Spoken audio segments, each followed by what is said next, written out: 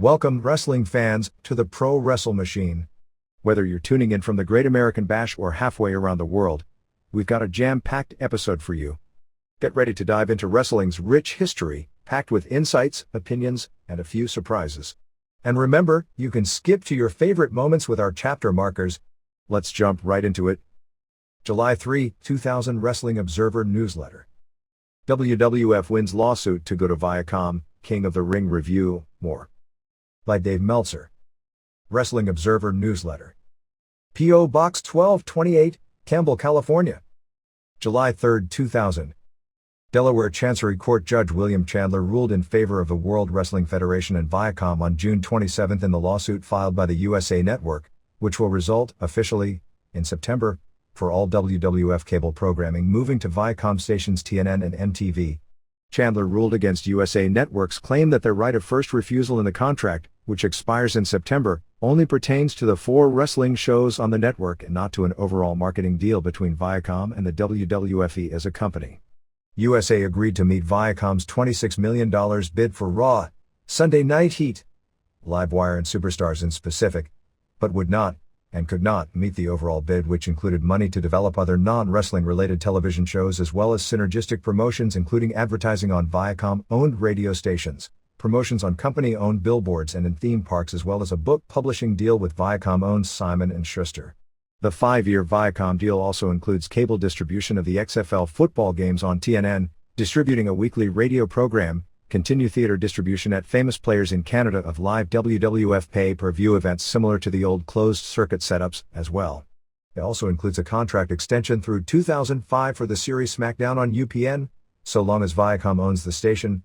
Viacom President and COO Mel Karmazin has said publicly that if UPN doesn't turn a profit by the end of next season, Viacom would sell the station.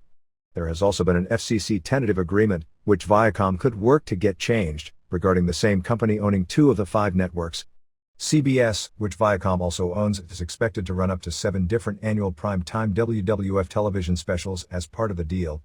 In addition, there are plans for WWF to produce a 1-hour drama series and producing event and attractions at Viacom-owned Paramount amusement parks. While there had been media reports of Viacom making a $100 million stock purchase in the company, the actual contracted agreement was to purchase 3% of company stock, which would be an equity investment at the current price of $18 per share. If there is no favorable exchange rate, NBC purchased its share at $13, so this deal could be similar, would actually be $32.2 million. With the deal, WWFE stock would be owned 77% by the McMahon family, 3% by Viacom, 3% by NBC, and 17% by public stockholders. The judge's ruling came literally hours after the WWF had released both its quarterly and annual business report. For the fiscal year ending on April 30, WWFE took in a record $379.3 million on expenses of $293.6 million for a before-tax profit of $85.7 million. For the period of May 1, 1998 through April 30, 1999, those same figures were $251.5 million gross income, $195.1 million in expenses for a before-tax profit of $56.4 million. In breaking down the growth, revenues from both live events, pay-per-view and television grew from $170.0 million to $265.5 million, an increase of 56%, both from increasing ticket prices to live events, growth overall in pay-per-view and increase in advertising revenue from the addition of the SmackDown program in September. A breakdown of the $96.5 million increase in revenues was advertising up $47.8 million, much of it due to the addition of the new SmackDown show, pay-per-view revenue up $25.6 million, live events up $19.2 million, largely through increasing ticket prices as actual attendance only slightly increased, and television rights were up $2.9 million, both from SmackDown and international deals. WWFE merchandise jumped from $81.4 million to $113.8 million over the course of the past year, which included a $7.5 million jump in internet merchandise revenue. The new contract with Viacom should lead to a huge increase in television revenue, as the cable contract alone increased in value from the $5.2 million WWF received for this current television season to the $26 million just for the 4 cable shows it will receive this coming season.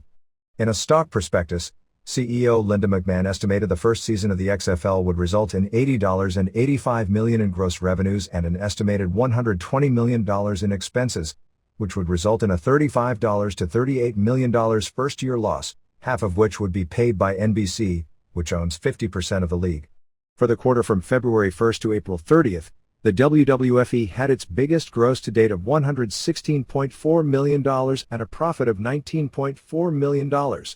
The quarter came in well ahead of budget due to the extremely strong performance of the three pay-per-view shows during that time frame. The February pay-per-view show, headlined by the retirement gimmick of Mick Foley, drew what up until that point in time was the largest number of buys, 480,000, and most revenue in history for a so-called non-Big Five pay-per-view event. It was followed by WrestleMania, which was the largest grossing pro wrestling event in history, garnering 825,000 buys, beating the old record of 820,000 buys set the previous year, not to mention an undisclosed percentage of the viewership purchasing a 12-hour all-day plan for $49.95. The April 30th pay-per-view, headlined by the return of Steve Austin, drew more than 600,000 buys, destroying the non-major record set 2 months earlier by the Foley retirement show, thereby easily making it the most successful run of pay-per-view events in the history of the genre. Even so, the total profit for the quarter actually declined from the $21.8 million for the period from November 1, 1999 through January 31, 2000. The major differences were due to $1.1 million in expenditures for the startup of the XFL, and approximately $4 million in added legal and accounting costs to put together the deals with NBC, Viacom, as well as startup costs for WWF New York and the out-of-court settlement of the Jim Hellwig lawsuit.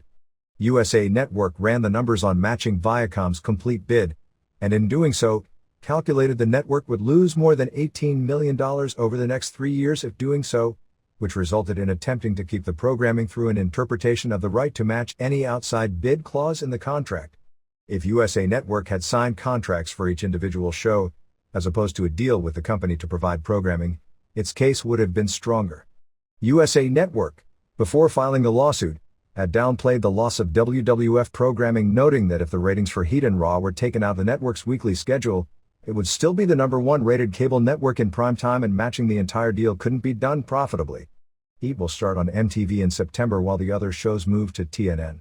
There is expected to be a ratings decline, although nobody can predict how severe, in moving from the #1 primetime cable network to TNN, which ranked as number 15 among cable stations in prime time this past season. However, WWF, this past season and going to UPN, which was drawing no ratings, drew similar overall viewership numbers to Raw. Ratings were lower because network ratings are calculated differently than cable ratings. For SmackDown, and WWF numbers for both Raw and SmackDown are so much higher than either network's primetime average that is clearly destination programming which should do close to its current levels no matter what station it's on, as long as the station has the same exposure levels. Currently, TNN is available in a little more than 76 million homes, while USA Network is available in 77.7 million homes, but whatever difference will probably be even more negligible by the time the TV season opens, since the WWF Raw show immediately makes TNN into a major player on cable. Where this leaves the rest of the industry as the new TV season starts in September will probably be decided imminently. A week from now, he'll either be a champ or a chump, said Paul Heyman. At press time, USA Network had not made a proposal to ECW, but feelers were sent out immediately upon the conclusion of the trial, and meetings are expected later this week. Fox has also had discussions of late with both WCW and ECW. The King of the Ring tournament, on paper, looked like the strongest tournament in its history. But with the 3 best workers all eliminated in the first round, Rock backdooring his way into the WWF title in a way that made the title win by the hottest wrestler in the game secondary to a future angle and a drag queen match made for laughs, which resulted in boos and not laughs. In many ways, this seemed like a show people booked for their own benefit and with little thought for the best use of talent to entertain the crowd. In many ways, it felt more like a WCW pay-per-view show. The show on June 25th at the Fleet Center in Boston sold out in minutes when tickets were put on sale months back, to the tune of 15,388 fans in the building, which was 14,464 paying $865,778. The match did largely feature above-average wrestling, but there wasn't one match above the caliber of what would be a typical best match on a Raw show. The idea going in, to elevate Kurt Angle by having him win the tournament, was something very predictable. But in going with Rikishi with the injury storyline, it forced him into 3 matches, which is not the best use of a guy who is more of someone the crowd likes to see more as a dancing gimmick than in repeated wrestling matches. Chris Benoit was eliminated in barely 3 minutes, which was a total waste of talent, and the interview they gave him to explain it made no sense. Eddie Guerrero had a good match with Val Venis. His elimination also weakened the tournament. Chris Jericho's elimination played into the storyline, and he did have the best match of the show. Rock winning the title, which came off more like Triple H losing the title without having to do a job than Rock winning it, came off as the flattest title win for someone of such popularity. The win didn't help Rock, as he backdoored into it. Apparently the feeling was that beating Vince McMahon would be as big or bigger than actually pinning Triple H, but the crowd didn't react the same, and it was somewhat hurt by a main event that was the weakest WWF main event since the last time Vince booked himself the main event. It also sets the stage for Triple H to have a complaint about never actually losing the title, but in booking in this manner, it basically states what's best for Triple H is more important than what's best for the title, an attitude other promotions have used which has resulted in the long run with their titles meaning nothing. The WWF and its title are too strong to be hurt significantly by one maneuver like this, but repeating it often will lead to the same results at the gate, pay-per-view arena and in television ratings that have made the WCW belt worthless as a box office commodity. All the turns to detract from the fact that Triple H and Rock were the only top-notch workers of the six only made the match more convoluted and the ending have less impact. The rest of the show, in particular the four-way for the tag title and the Dudleys, was largely good, but not exceptional, except for the Gerald Briscoe vs. Pat Patterson drag queen match. Conceptually it wasn't presented to be a good wrestling match, but for comedy. And when nobody laughs and people boo a comedy match in wrestling, there is nothing worse, and this may have been the worst match of the year. It's hard to say it's sad to see two men who in their days were great performers reduced to this, because being reduced to this is the reason the two are still around as this bumbling comedy duo, but even so, this was too much. When the only entertainment value is a plethora of inside rear-ending jokes, you know you're in trouble. 1. Rikishi Solo Fafatu beat Chris Benoit via DQ in 3:25 in a core match. Rikishi was one of several wrestlers undergoing slight name changes on this show, as he no longer has a last name. Benoit hit a German suplex and a standing crossface before getting his regular crossface and a rope break. Benoit then hit Rikishi with a chair to the upper chest for a cheap DQ. After the match, Benoit destroyed Rikishi with 3 more chair shots and another crossface in the middle, a diving headbutt, and back to doing the crossface. Rikishi somehow came out of this with a big legit bruise on his right shoulder. If nothing else, this was a terrible waste of Benoit in regard to the time of the match, even if the booking demanded the other guy going up, although I don't see how the booking demanded that either. Dud. 2. Val Venis, Sean Morley, pinned Eddie Guerrero in 8:04. Guerrero looked really smooth here and was the most impressive wrestler on the show. Guerrero came off the top but Venis moved and Guerrero rolled, rather than take the impact on his elbow. Venis, who is no longer a porn star, which is just as well as the feeling since to be that gimmick helped him greatly at the start but at this point was holding him back, still did his money shot, but Guerrero got the knees up. They traded some good moves and near falls until Guerrero hit the Hurricane Rana off the top, but Trish Stratus distracted ref Tim White. Chyna threw Stratus down. Venis went to punch Chyna, but she blocked it and responded with one of her own into a schoolboy by Guerrero, but Venis kicked out. After a reversal, Venis scored a surprisingly clean pin with a fisherman suplex. They teased dissension between Chyna and Guerrero over the loss. 3 stars. 3.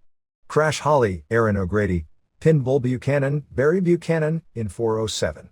Buchanan basically destroyed him the entire match, but missed his scissors kick, and Holly, who was called Crash Holly by Jim Ross, but simply Crash in his ring intros by Howard Finkel for both matches, got the pin with an Oklahoma side roll.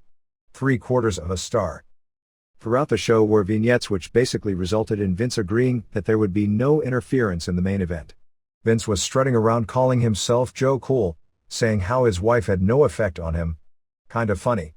In running down the things Linda had done over the past few months, Vince made a rare faux pas talking about her bringing back Dave Heckner, rather than twin brother Earl. The mental errors in situations people wouldn't normally make them. Virtually every announcer in WWF and WCW has fallen prey to this more than ever of late, is a sign of people being overworked due to the demands of producing and keeping up with this volume of wrestling in both the major companies. 4. Kurt Angle pinned Chris Jericho, Chris Irvine, in 9:50. This was a really good match with a somewhat weak finish. Both did a lot of great moves.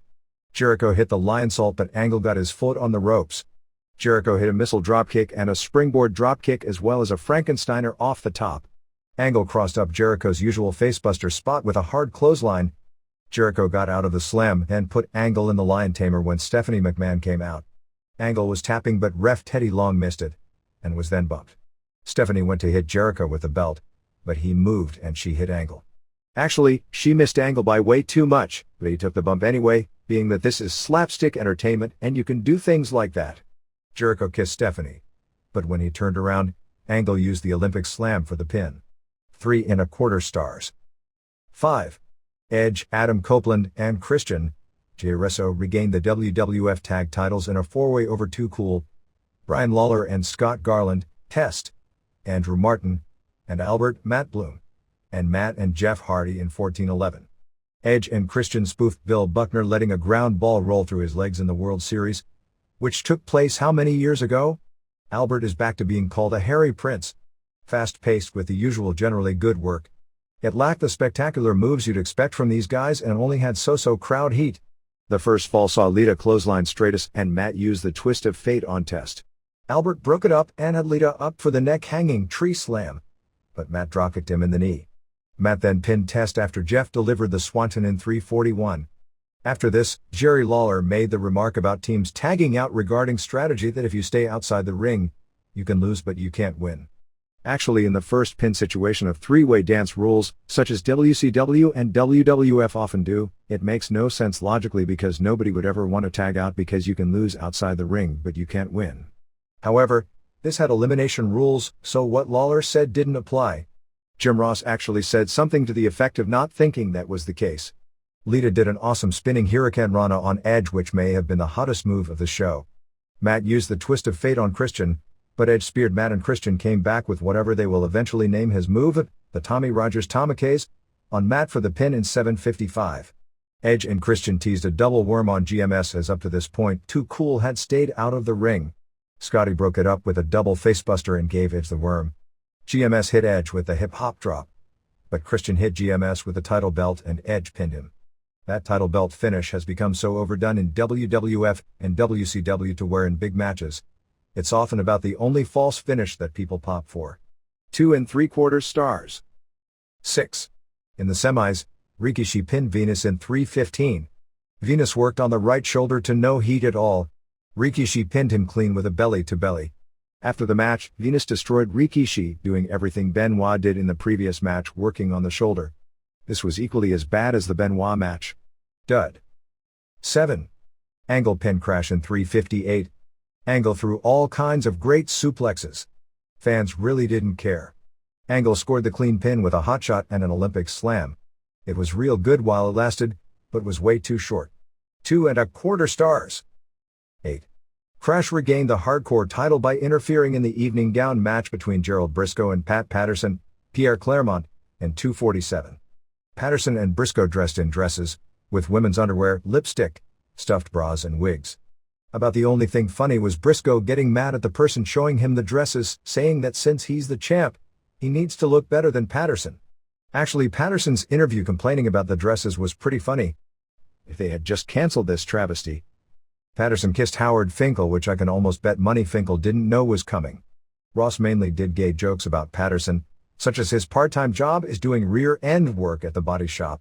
Patterson stuffed a banana in Briscoe's mouth. Ross mentioned there was no telling where that banana had been. The visual thought of that one was just about enough to give someone morning sickness even if they weren't pregnant. Patterson then tried to shove a maxi pad in Briscoe's mouth.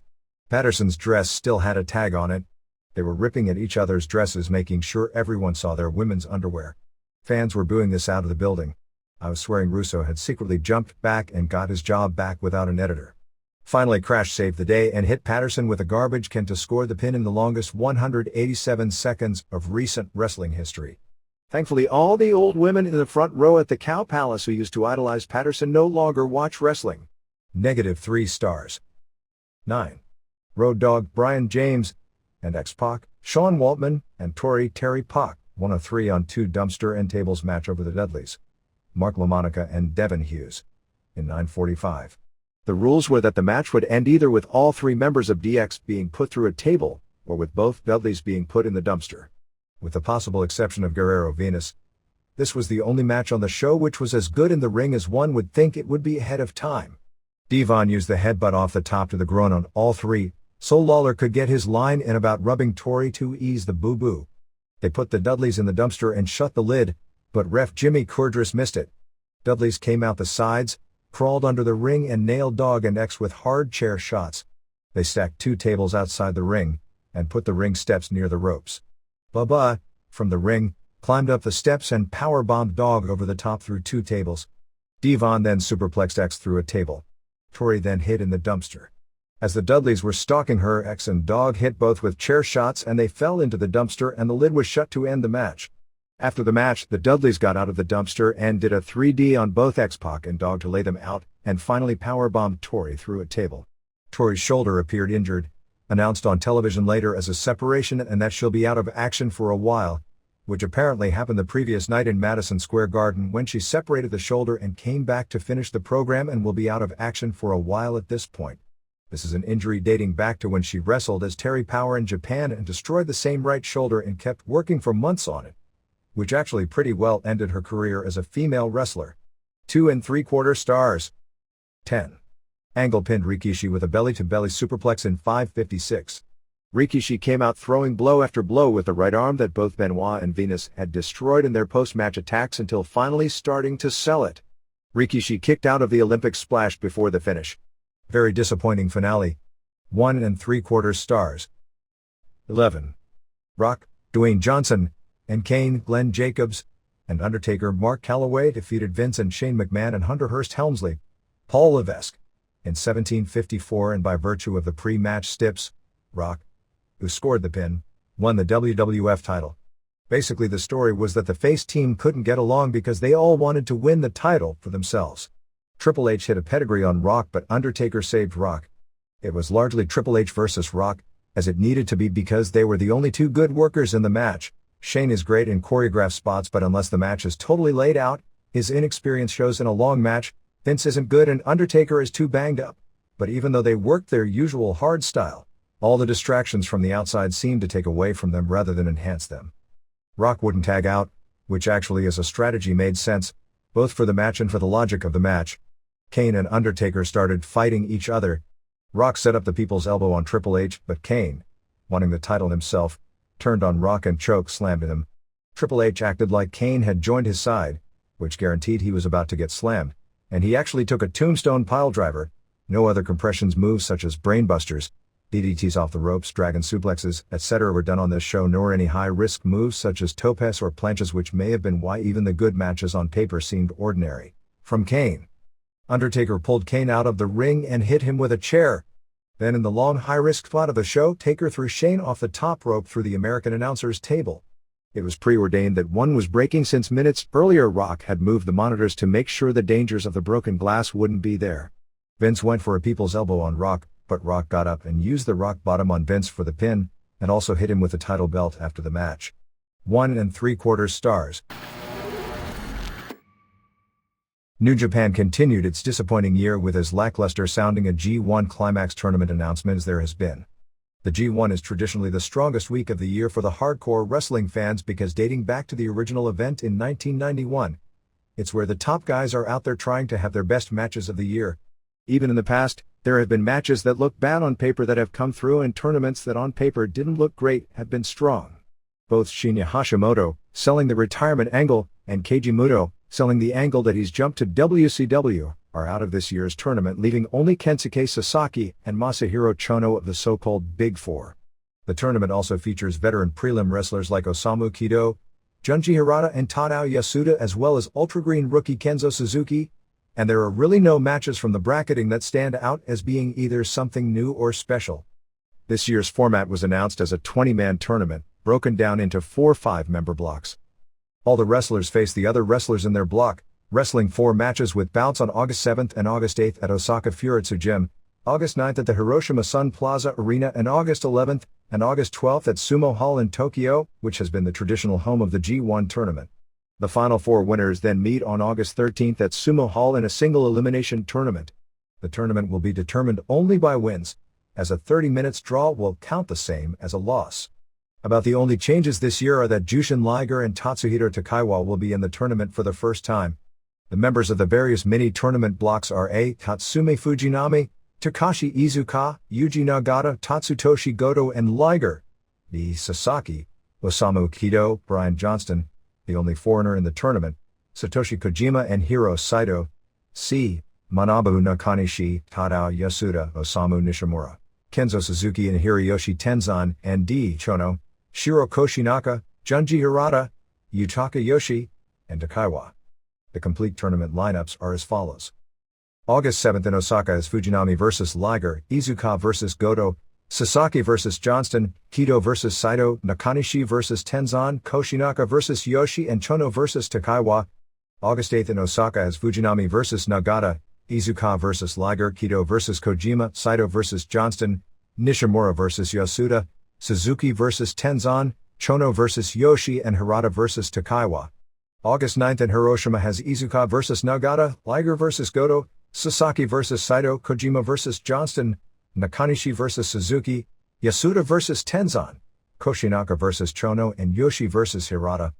August 11th at Sumo Hall has Fujinami vs. Goto, Nagata vs. Liger, Sasaki vs. Kojima, Kido vs. Johnston, Nakanishi vs. Nishimura, Yasuda vs. Suzuki, Koshinaka vs. Hirata and Yoshi vs. Takaiwa. August 12th at Sumo Hall has Fujinami vs. Iizuka, Nagata vs. Goto, Sasaki vs. Kido, Kojima vs. Saito, Nakanishi vs. Yasuda, Nishimura vs. Tenzan, Hirata vs. Chono and Koshinaka vs. Takaiwa. August 13th at Sumo Hall will have the A Block champion facing the B Block champion and the C Block champion facing the D Block champion, plus the two winners of those matches face off in the main event. The 30th anniversary of pro wrestling at the Louisville Gardens, billed as the Rock and Rumble, on June 23rd was an interesting blend of three elements. There was the local promotion, Ohio Valley Wrestling, putting on its biggest show of the year, a promotion comprised of a few locally developed students of Dan Briley, Danny Davis, along with WWF contracted developmental performers sent by the home office. There was the nostalgia angle, bringing back some of the biggest stars ever to perform in the building, in particular Jackie Fargo and the Fabulous Ones, and there was bringing in several top WWF names to bring out the current mainstream audience. When the show was over, certain realities became obvious. A show that was probably a little long, almost 4 hours, overall was a decent house show, but clearly failed at tearing down the house. Hindsight being 20/20, the reasons became obvious. There is a reality of using WWF top stars on a show, whether it's IWA in Puerto Rico, or Ohio Valley Wrestling, or even if ECW were to do so, and this show probably exemplified why Paul Heyman has made the right decision in never allowing it to happen. WWF wrestlers bring in fans that won't attend any other wrestling shows and come specifically to see the WWF television stars do their television shtick. There is the idea that if you put your own wrestlers in front of the larger crowds the WWF wrestlers draw and they put on a good show, that it'll build up your local territory and give the local wrestlers a rub from the big stars and more of a local name. It was a concept that Smoky Mountain Wrestling and the USWA believed in when the WWF was nowhere near as hot as it is today, which ultimately wasn't successful for this piece of reality. To the WWF fans at this show, who were the vast majority, it doesn't matter what the local wrestlers do. They're viewed as local wrestlers and not television stars, even if they outwork the television stars. It's the same reason why, no matter how talented the wrestlers are or how good a match they put on, a tryout match on a WWF television taping will rarely get great heat. Because of their star status, bringing the top WWF names into a local show will invariably overshadow as it comes to crowd response every local wrestler. There are two things that can happen. The local wrestlers can do great to a larger audience and thereby have more local drawing power, which doesn't seem to happen no matter how theoretically it should. Or the local fans start picking and choosing local shows, figuring that WWF talent will be coming in, and waiting for only those shows and the local cards won't draw well. See IWA Puerto Rico, where the locals have a hard time drawing and the fans wait for the WWF stars to come. It was the same sad reality in ECW when Sid Vicious was brought in and the fans' reaction to the Big Stiff blew away the reaction to everyone else. Because in the presence of a guy who was a star in a top promotion, suddenly the local promotion guys seemed like local guys. And that was the story of the night. A healthy crowd of about 3,000, roughly 2,600 paying $32,000, was tons more than Ohio Valley Wrestling has ever drawn at the Gardens, and, with the exception of a few guys who have had WWF tryout matches at TV tapings. The largest crowd the majority of the wrestlers on the undercard of this show had ever performed in front of. It was their Super Bowl. But except for the few hundred regulars they usually play in front of, the fans didn't seem to know their names and clearly didn't react to their angles. Up until just a few weeks ago, the local TV was on a tiny station with very limited audience until recently switching to the WB station and drawing respectable numbers on that station. They were certainly respectful. At least during the good matches, while the crowd reactions weren't strong, there were at least no boring chants or catcalls of any kind. And Mick Foley still has the knack of saying exactly the right thing at the right time, which ultimately sent everyone home happy and just maybe helped the territory in the long run. The crowd was largely there to see Foley, who refereed the main event, and Kane, who teamed with local wrestler The Damager to beat D'Lo Brown and local wrestler Rob Conway. The idea of the match, which saw Kane and Damager score simultaneous pins, and then along with Foley, they laid out about 24 men who hit the ring, which included most of the wrestlers on the undercard and even some non-wrestlers and WWF officials, including Bruce Pritchard and Kevin Kelly as well as Cornette. The funniest was one of the non-wrestlers who didn't go up for Kane's choke slam, resulting in probably the worst choke slam the guy has ever done. The idea clearly is the closing scene had OVW's top babyface in the ring flanked by Foley and Kane, with Foley giving 2 separate interviews in front of the fans saying how they should support the local wrestling because of how hard the guys wrestle, and telling the fans to keep attending next month when people like he and Kane aren't there. Foley also talked about the history of Louisville wrestling, saying that while he used to wrestle in Louisville weekly on Tuesday nights at one point early in his career, that he didn't make Louisville wrestling but that Louisville wrestling did help make him. Lane and Kieran did get a few female shrieks initially when coming out, although the crowd that attended wrestling in the 1982 and 85 period when the Fabs were the city's top draws, let alone the early 70s when Jackie Fargo was the biggest weekly draw in the history of the city, have grown out of the modern version of wrestling. Still, Fargo was treated with respect by the WWF audience and with the exception of Foley, actually got the longest sustained reaction of anyone on the show, and even though his atomic drops after the match on Jason Lee and Rip Rogers did look like a 66-year-old man doing wrestling moves, the crowd, many of whom weren't even born during his heyday, were very kind about it. Actually, the speech Lane and Kieran made after the match got a better reaction than their match, and really that should be expected out of a Legends match, in a ceremony where Jim Cornette honored all 3, as well as the late Brian Hildebrand, whose wife Pam was there to accept the award. The show opened with a battle royal to determine the #1 contender for the light heavyweight title, won by manager Jerome Kroney, who does something of a Harvey Whippleman type of role. Wolfie D with his head shaved, and Damien captured the OVW tag team titles from Scotty Sabre and BJ Payne. In a match which saw local wrestlers and the top-rated local DJs in a mixed tag, heels Robbie Dix, a former All-American wrestler at 167 pounds at Fresno State University who is in the movie Wrestling with Shadows as the wrestler watching while Stu Hart stretches Carl LeDuc in the famed Dungeon, and DJ Tony Vanetti beat Rico Constantino and DJ Charlie Steele. The DJs were slightly worse than Jimmy Hart and Mancow. In what was billed as a shoot fight match, complete with using Sal Corrente, billed as a former UFC referee, as the third man in, Kurt Angle, who got mostly cheers despite saying Louisville has no local sports heroes, defeated the Collector in 6 minutes with a Fujiwara armbar. Collector, whose real name is Sylvester Turkey, who lost to Angle in the 1992 NCAA heavyweight finals before winning the NCAAs in 1993, is really green at pro wrestling, so the idea was for the two to work a shoot fight. That lasted a very short time and got little reaction. They started doing a pro wrestling match, which is exactly what they weren't billed to do, and it got worse. Lane and Kieran beat Derek King and Jason Lee in 14:22 when Lane pinned King after a double-team flapjack. Lane and Kieran were both in good shape for their age. Lee and King did what they could to make the guys look in the ring like the Fabs of old. The match was acceptable for what it was. Lane, 47, a notoriously legendary playboy known as the Gangster of Love in wrestling, after the match said he thanked the fans for making him feel young one more time. Russ McCulloch, who looks to be about 6'10" and 340 pounds, teamed with Bull Buchanan to beat Mr. Black and Mark Henry in 9/11. McCulloch in some ways resembles Kevin Nash, but he's lacking the charisma Nash had even early on in his career and needs to wrestle like a more aggressive big man to make it. He was trying to do the same style the smaller guys do, and I don't think that's going to be in his favor in making it. Because of his size, he's going to get a chance no matter what at some point. McCulloch pinned Black when Buchanan delivered a leg drop off the top. After the match, McCulloch also pinned manager Kroney, who they've done a TV angle where Kroney kept through flukes, beating McCulloch. To show the TV angle wasn't over to the audience watching, there was virtually no reaction for a spot the local TV had been building up for weeks. Henry and McCulloch worked a lot together, and didn't look good. Trailer Park Trash won the first OVW Hardcore title. Upon winning, instead of being presented with a belt, he was given a garbage can, beating Flash Flanagan, who was the best worker on the show in 1630 of a match with Dutch Mantle, billed as being hardcore before hardcore was cool, as referee. This was a hell of a hardcore match, even with some props such as a ladder that didn't always work that took the edge off in one nasty looking spot where a table didn't break. They also used a car hood. Flanagan did a running dive off a chair off the ropes, into a flip dive. The finish saw Trash come off the next to top rung of a high ladder onto Flanagan through a table for the pin. This was tons better than any TV hardcore match in a long time because it looked like a fight with some stunts thrown in as opposed to going from stunt to stunt or the silliness of the current run of TV hardcore matches. This was a better match than anything on King of the Ring or either Raw or Nitro this past week.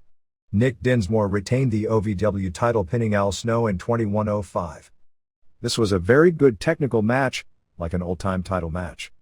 The idea behind this is the local guy gets his belt over by beating a WWF superstar in a great match, similar to getting over a regional title in the 70s by bringing in a national star to challenge and lose in a great match. The wrestlers delivered the right story except for Dinsmore missing a missile dropkick leading to a bad-looking ref bump toward the finish, but the crowd really didn't care about the belt. Beating Snow, who the WWF doesn't push as a top guy and fans see lose with regularity, didn't seem to be taken as a big deal to the local fans. The crowd never seemed bored with it as long as it went, but really didn't seem into it either until about 17 minutes in. Finally, Damaja and Kane beat Brown and Conway in 12:27 with Damaja doing his brain damage finish, same finish as Albert in WWF, on Conway, and Kane chokes slamming Brown in simultaneous pins. The crowd was into the antics of Kane and Foley a lot. After the match, the entire dressing room hit the ring to get nailed by Kane, Damaja, and Foley. The newsletter Dragon King Update Report, P.O. Box 781, Haleyville, Alabama 35565/www.angelfire.com/al/dragonking, ran an extensive study of stereotyping and racism in pro wrestling in its most recent issue. The study broke down the ethnic breakdown of all wrestlers, the percentage of all of the various title holders and main eventers from all the three major U.S. promotions. The basic conclusion is that Vince McMahon has a historical record of promoting heavily stereotypical characters, including some of the most racist roles ever in the business, that WCW's overall racial attitude was termed horrible and ECW's was termed good as it pertains to his treatment of ethnic characters, but still noted an obvious white bias in his champion statistics. The study breaks down titles, but in today's wrestling, having a title belt means almost nothing as it pertains to getting a significant push to the top, which wrestling has overall been lacking when it comes to minority talent. In some cases, there are mitigating circumstances. Many of the Latino wrestlers are smaller on average and not fluent on interviews, which has been significant in preventing their push to main event status on pay-per-view, although that traditional size factor hasn't stopped pushing people like Jeff Jarrett or keeping the push going despite not drawing on top, which admittedly isn't entirely his fault, but still he was given opportunity many others have been denied getting and has continued to get them ahead of larger men who were as good if not better on the stick with far better track records in the past of being draws that happen to be of minority background.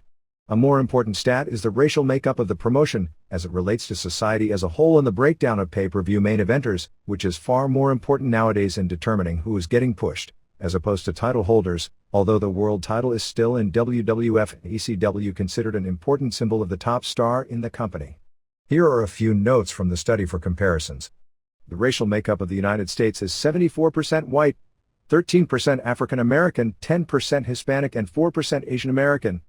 Stern compared the June 3 to June 9 issue of TV Guide for a comparison based on photos for the entertainment world and found a breakdown of 86% white, 14% African American, and 0% Asian or Hispanic.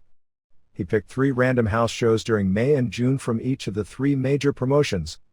The breakdown of talent used by WCW was 78% white, 7% African American, 11% Hispanic, and 4% Asian. For WWF it was 88% white, 7% African American, 2% Hispanic, and 3% Asian. For ECW it was 78% white, 5% African American, 2% Hispanic, and 15% Asian. In breaking down all the pay-per-view main events over the past 5 years, you'll see what pretty much everyone would expect to see. Non-minority talent gets a far better push, by percentage, than minority talent.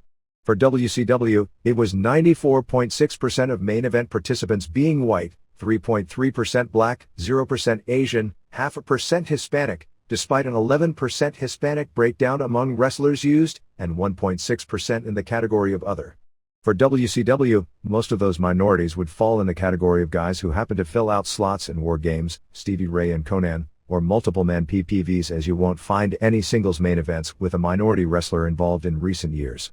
For WWF, it was 91.5% of main event participants being white, 2.6% black, 0% Asian, 0.6% Hispanic and 5.3% other minorities, although Rock, who would fall into the latter category, had frequent main events during this time period. For ECW, it was 96.6% of main event participants being white and 3.4% black, basically Devon Dudley, and 0% any other minorities.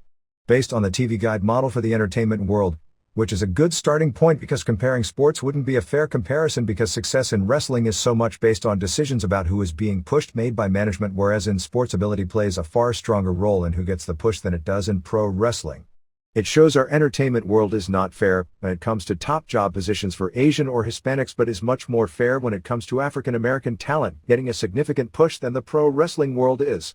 Looking at the world title histories for each promotion shows WWF at 90.5% white, 0% black, Asian or Hispanic and 9.5% mixed racial background. For WCW it was 89.5% white, 5.3% black, actually one person, Ron Simmons, and his title win actually was more proof of the stereotype because he was made world champion simply because the booker at the time wanted to promote the first black world champion and Simmons was there rather than Simmons being someone of proven ability who would have earned the role. 0% Asian, 0% Hispanic and 5.3% mixed racial background. For ECW it is 90.9% white and 9.1% Asian, actually one person, Masato Tanaka, who is probably of non-English speaking wrestlers, one wrestler in this industry who it can be pointed at who has received opportunity to be on top because a promoter gave him a shot where he was an ethnic character and ethnicity has zero to do with it. Stern also ran down a current breakdown of minorities holding roles in the top 3 companies and his feeling regarding their ethnic backgrounds holding them back. In the WWF, he listed 10 major non-white performers and felt 4 were stereotyped in some form because of race and 3 played stereotypical roles. I'd feel 5 because he doesn't include Kaientai and I would in this category. He listed 13 non-white performers in WCW and felt 7 had been held back due to their ethnic background. He also listed Ernest Miller as someone who actually benefited from being black because a white wrestler with similar ability would not have gotten similar chances because a white man really couldn't play the cross between Muhammad Ali and James Brown role. He listed 4 ethnic performers in ECW, and felt one gimmick, the FBI, as a stereotypical role and Yoshihiro Tao's role somewhat stereotypical in gimmick but that he hasn't been held back by his race, and that Super Crazy is clearly an insane luchador, he hasn't been held back or been used as an exploitation character. Stern's conclusion that the ascent of The Rock as the biggest star in the profession does not show that racism no longer exists in wrestling, but may show things are getting better. Hiroshi won election to the Japanese House of Representatives on June 25, making him the first pro wrestler ever to win a seat in Japan's lower house. Even though there were 450 seats up in the election, Nippon TV devoted 3 minutes of the nightly news to the story of winning. Technically, the Japanese Diet, which would be equivalent to the U.S. Congress, has the upper house, equivalent to the Senate, which was a member and Antonio Inoki had been a member in the past, who were elected to 6-year terms, and lower house, which is similar to the U.S. House of Representatives. Japan has a history of electing celebrities to the upper house, which really doesn't have as much political power, and numerous pro wrestlers and big-name athletes have run for those spots, with 2 winning over the past 11 years. The upper house actually doesn't have the true power of the lower house, but there is better job security, as the lower house has elections whenever the prime minister spot changes and in that sense is similar to cabinet posts in the U.S., the workload is much heavier in the lower house, so the belief is that won't be able to wrestle more than maybe 1 show per year, if at all, in his new position. 39, who was one of the beat-in-ring performers in the world during his prime years with New Japan in the early 90s after being a member of the 1984 Japanese Olympic team in freestyle wrestling. He left New Japan after a dispute, largely them announcing his retirement and doing a retirement show for him after he had won public office for the first time, making the announcement somewhat against his will. had problems with the company over a national amateur champion he had recruited into the company had died in his first few days of training under circumstances that were never fully explained. He has worked as a part-time performer in recent years with All Japan while serving in the Senate, mainly putting over the top guys.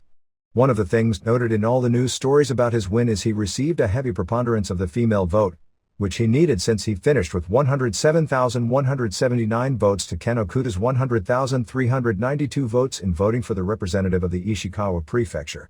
Is considered a political protege of Japanese Prime Minister Yoshiro Mori, as both are part of the Ishikawa Prefecture. While in the Senate, was best known for spearheading a drive which established a national soccer lottery, which is among the reasons for the booming popularity of soccer in Japan. Wrestling fans seeing on the various television shows were surprised at just how much weight he had lost since his wrestling days, because the hard work and the long hours campaigning for election had left him with little or no time for any training. In his acceptance speech, said it was a victory for the pro wrestling world. He talked during his speech about the All Japan breakup, saying it took place while he was busy running for office, so he's not completely familiar with the situation. He also thanked New Japan wrestlers Shinya Hashimoto, Masahiro Chono, Hiroyoshi Tenzan, Satoshi Kojima, Yutaka Yoshi and Tadao Yasuda who campaigned for him. The New Jersey State Senate officially voted in the bill technically to regulate so-called extreme wrestling but is more closely designed due to its ramifications of banning it. The Senate voted 36-1 on June 26 to pass the bill already passed by the State Assembly. All it needs to become law is a signature from Governor Christine Whitman, which is considered a formality since he was one of the original supporters of the legislation. The bill has become very controversial because of attempting to differentiate between pro wrestling and extreme wrestling. The bill is really designed to get rid of two promotions, Combat Zone Wrestling, which has ties to Big Japan Pro Wrestling, and Jersey All Pro Wrestling, which has been based in Bayonne, New Jersey, where Mayor Joseph Doria, who speared the legislation, had been legally powerless to stop or even regulate the shows due to Whitman spearheading deregulating pro wrestling in 1997 in order for the WWF to promote SummerSlam of that year at the Meadowlands. Even though ECW itself has gone to court to legally protect the term extreme wrestling, it will not be affected by this law. Extreme wrestling as it pertains to this legislation is described as an activity in which participants struggle hand in hand to cut, slash or strike each other or themselves with an implement to intentionally cause bleeding or perform any intentional act which could reasonably be expected to cause bleeding, primarily for the purpose of providing entertainment to spectators rather than conducting a bona fide athletic contest. The fact that bleeding occurs on virtually every ECW show, and on major WWF and WCW events, was overlooked in a law which passed easily with a minimum of debate. The major stumbling blocks to the future of both companies, that routinely draw a few hundred fans to their shows, is that they have to get approval from local municipalities at least 20 business days in advance before holding a show from the Director of Public Safety or a local equivalent of that position. Because municipalities have to approve of the shows, that means any municipality, without even having to give any reason, can ban the shows, even if the promotion has never done anything to warrant being banned in the past, as long as someone declares what they are promoting to be extreme wrestling as opposed to simply pro wrestling. The weak legal definition in that what constitutes extreme wrestling can easily be applied to any company that allows blading may result in legal battles down the road by promotions accorded the short end of the legal stick. Even if events are approved, no spectator under the age of 18 can be admitted to a show under the threat of a fine of a minimum of $5,000 to the promotion. The shows would have to pay an athletic tax of 3% of the first $25,000 and 4% of the next $50,000, a tax that regular pro wrestling events in the state don't have to pay. Promoters have to carry medical insurance covering every performer on their shows, a demand that pro wrestling, which is unregulated, doesn't have. And the killer is that at all shows there must be 2 qualified physicians and an ambulance ready at all times, the latter of which would make holding these events on a small scale somewhat cost prohibitive.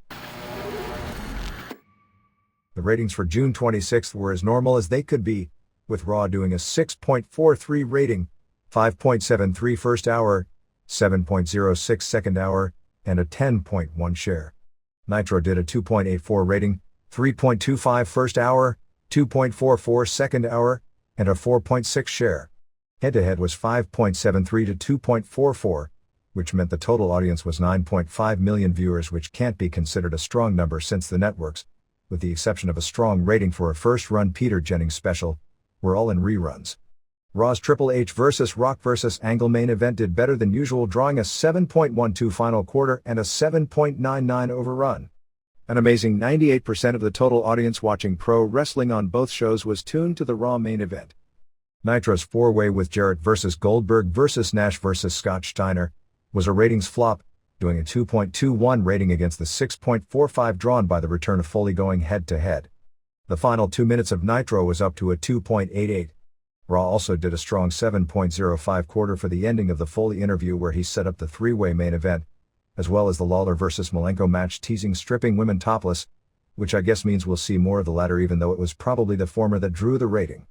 Head-to-head quarters saw Raw at 5.20, Rock and McMahon interview byplay, to 2.51 ending of Goldberg vs. Duggan, Nash vs. Awesome, Raw at 5.33 Rikishi vs. Benoit, beginning of Jericho vs. X-Pac, to 2.28 Scott Steiner vs. Bagwell, Raw at 5.84 ending of Jericho vs. X-Pac, Guerrero vs. Venus, to 2.33 Daphne Hancock Angle Booker T Canyon Angle, Disco vs. Storm, and finally Raw at 6.45, Michaels introduces Foley, to 2.21 Jarrett vs. Goldberg vs. Nash vs. Steiner.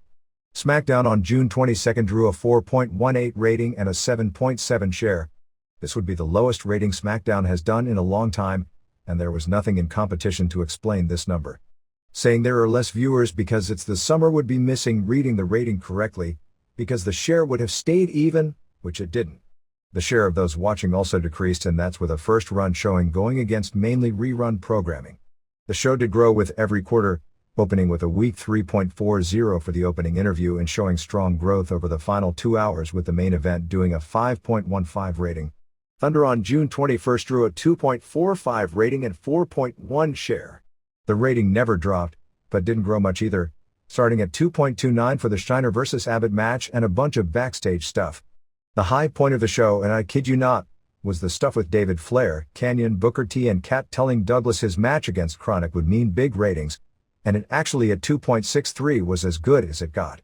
Douglas vs. Chronic as predicted by Miller drew a better number than Jarrett and Awesome vs. Scott Steiner and Nash at 2.39. Weekend ratings for June 24 to 25 saw Livewire at 1.1, Superstars at 1.4 and Sunday Night Heat at 2.69, which means it actually didn't lose any ratings despite being head up against the pay-per-view on the West Coast. The final episode of WCW Saturday Night drew a 1.4 rating. ECW on TNN on June 23 drew another 0.8 rating and 1.6 share. The triple_A/EMLL Galavision show on June 20th did a 2.3 Hispanic rating. The Galavision show on June 27th was preempted for soccer. Galavision usually airs the same show that airs 9 days earlier in Mexico on Televisa, which in this case should have been the combined EMLL/AAA show, reviewed last week. However, the tape that Televisa sent Galavision that didn't air on June 27th was not a tape of that show.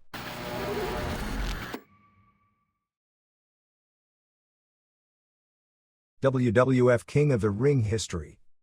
July 8, 1985, Foxborough, Massachusetts, Don Muraco defeated Iron Sheik. July 14, 1986, Foxborough, Massachusetts, Harley Race defeated Pedro Morales. September 4, 1987, Providence, Rhode Island, Randy Savage defeated King Kong Bundy. October 16, 1988, Providence, Rhode Island, Ted DiBiase defeated Randy Savage. October 14, 1989, Providence, Rhode Island, Tito Santana defeated Rick Martel. September 7, 1991, Providence, Rhode Island, Bret Hart defeated IRS, Mike Rotunda. June 13, 1993, Dayton, Ohio, Bret Hart defeated Bam Bam Bigelow. 1.1 by rate. June 16, 1994, Baltimore, Owen Hart defeated Razor Ramon. 0.85 by rate. June 25, 1995, Philadelphia, Mabel defeated Savio Vega. 0.65 by rate. June 23, 1996, Milwaukee, Steve Austin defeated Jake Roberts. 0.60 by rate. June 9, 1997, Providence, Rhode Island, Hunter Hearst Helmsley defeated Mankind. 0.5 by rate. June 28, 1998, Pittsburgh, Ken Shamrock defeated Rocky Maivia. 1.1 by rate. June 27, 1999, Greensboro, North Carolina, Billy Gunn defeated X-Pac. 1.13 by rate. June 25, 2000, Boston, Kurt Angle defeated Rikishi.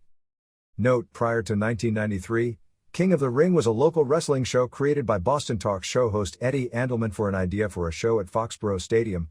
It was not promoted nationally, and WWF's own history of King of the Ring starts with the first pay-per-view event in 1993. However, after Race won the 1986 tournament, when the WWF was attempting many ideas, all of which he nixed, to gimmick Harley Race, they finally, after his win, came up with the King of the Ring gimmick based on his winning the tournament. Through 1990, the WWF had a King of the Ring championship defended similar to the IC title, which was totally unrelated to the continued tournaments that took place in Providence during the same time period.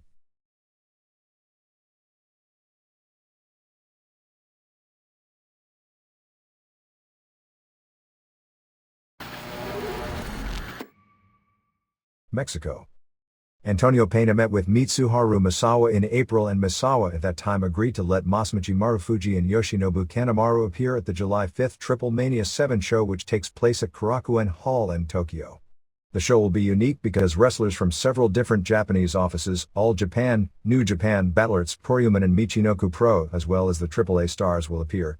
The top matches are Jushin Liger and Octagon and Latin Lover and El Alebrije vs. Cibernetico and Abismo Negro and Electroshock and Shima, Tiger Mask and Heavy Metal vs. Kickboxer and Kanemaru, Oriental and Esther Moreno vs. Pentagon and Xochitl Hamada, plus a 4-team trios tournament for the Triple Mania 8 Cup with Pikuto and Electroshock and AAA Psychosis and Maniaco and Hysteria, Pero Aguayo Jr. and Hector Garza and Pathfinder and Marufuji and Minoru Fujita and Genki Horiguchi.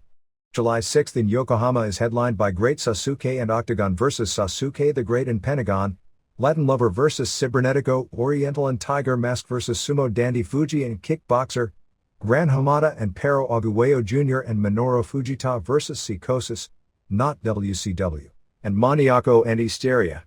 July 7 in Nagoya is headlined by Heavy Metal and Latin Lover and Hector Garza vs. Cibernetico and Abismo Negro and Electroshock and Octagon and Dragon Kid and Tiger Mask vs. Kickboxer and Suwa and Fuji.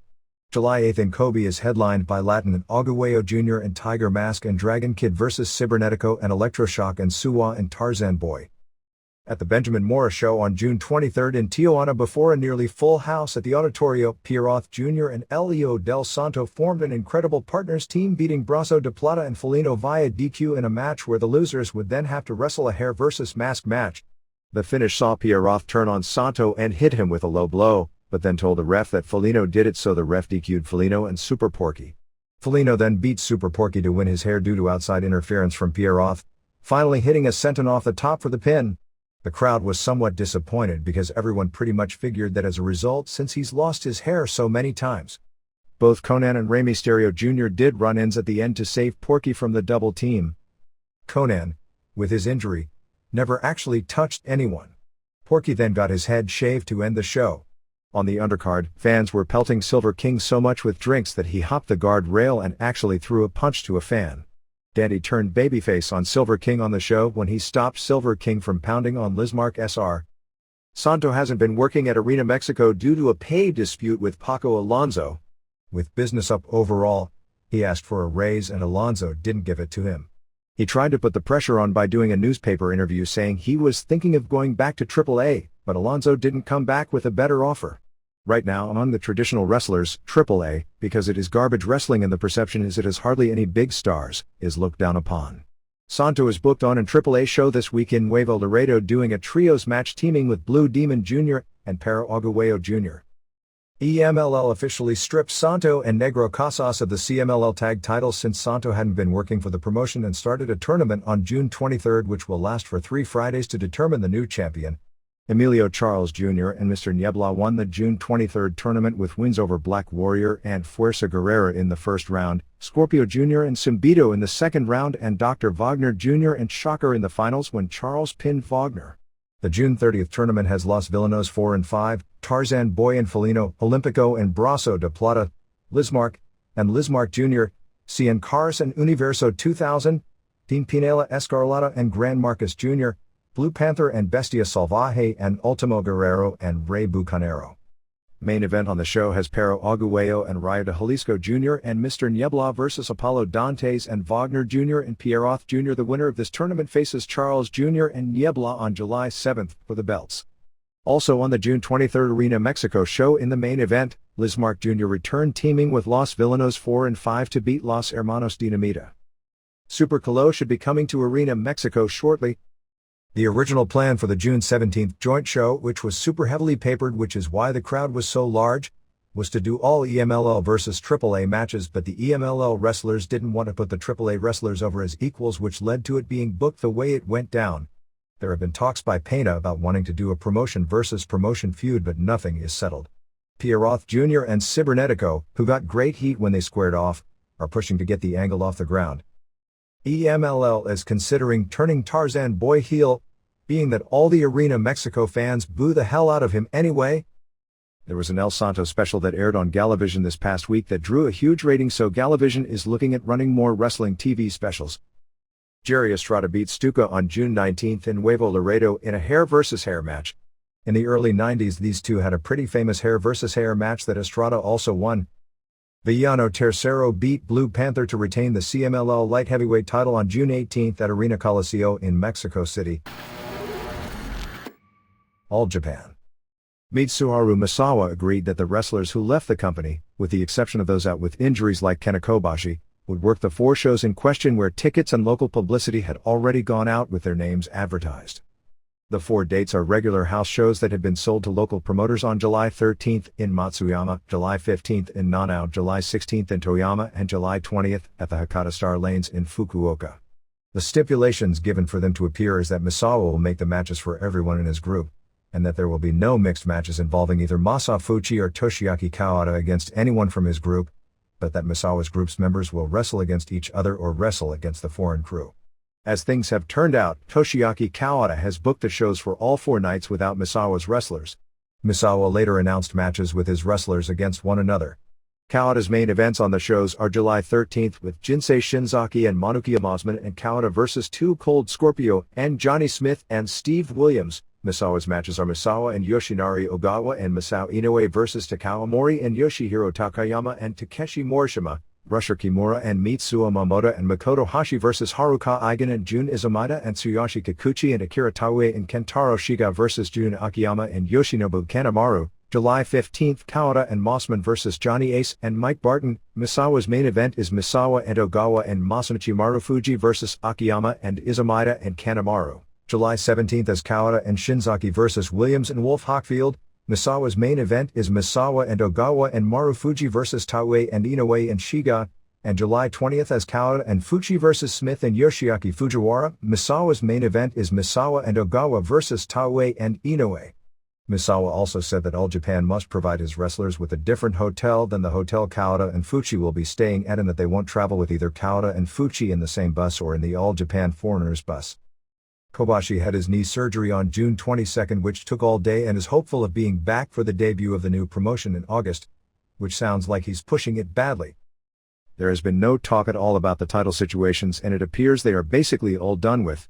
Kobashi had the Triple Crown, and he's done with the promotion, so he'll never lose it. Kawada and Taue held the double tag titles, and even though both are working matches on the tour, they can't work with each other since they're with different companies, so they can't lose the belts in the ring. Ogawa holds the junior strap but can't drop it to Fuchi since the 2 sides aren't working together. Inoue and Honda hold the tag titles, and Honda is injured now anyway. Clearly, by not announcing a Budokan Hall show at all, they are scampering for something that can be a headliner. Although this was expected, referee Joe Higuchi, a staple of the All Japan front office from the start of the company, announced on June 26 he was siding with Misawa. Misawa officially announced that the owners of the new Diffa Ariake building are one of his sponsors, and that they would be opening up the company office in the building as well as the company dojo as a part of the building. All of this was somewhat known some time back. Misawa said the new company would use Budokan Hall for its big shows, trying to continue the All Japan tradition and transfer it to the new group, which has most of the employees from All Japan.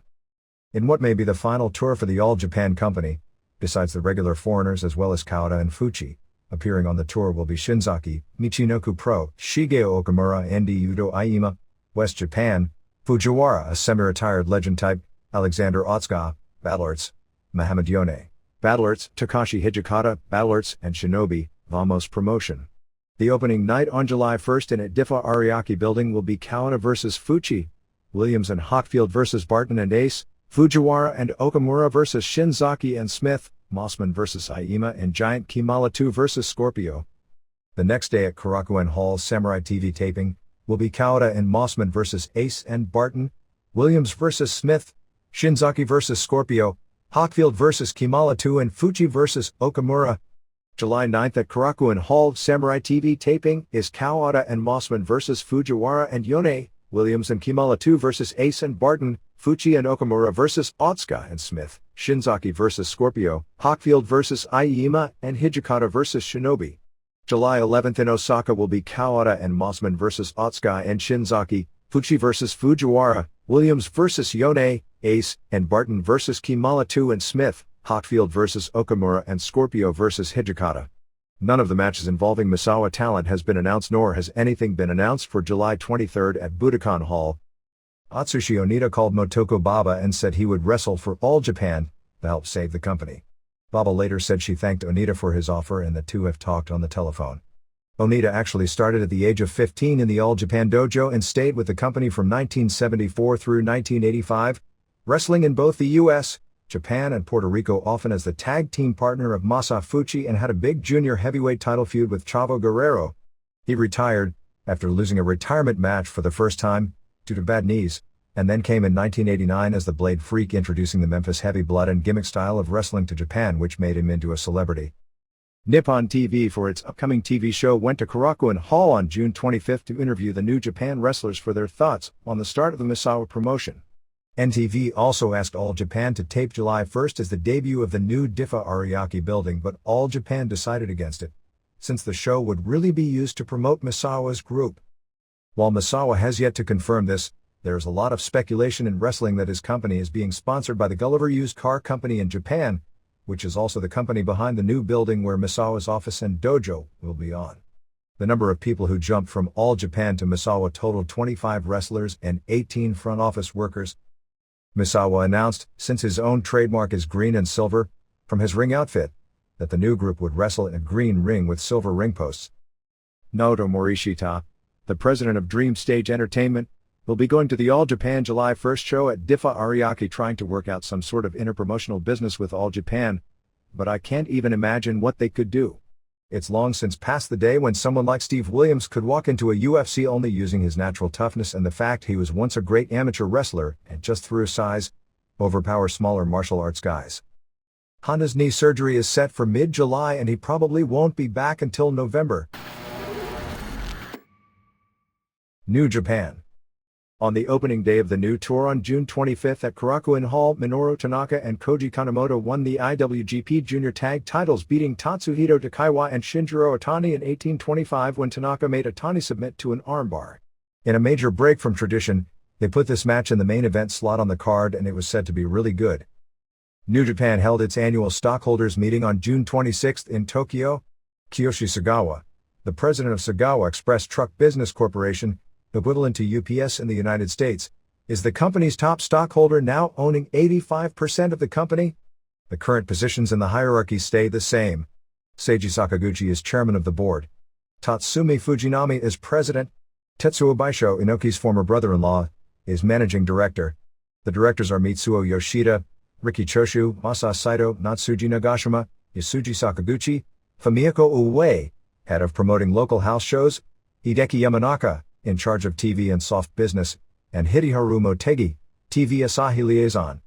Sakaguchi announced at the meeting that in March the company would promote its 30th anniversary card.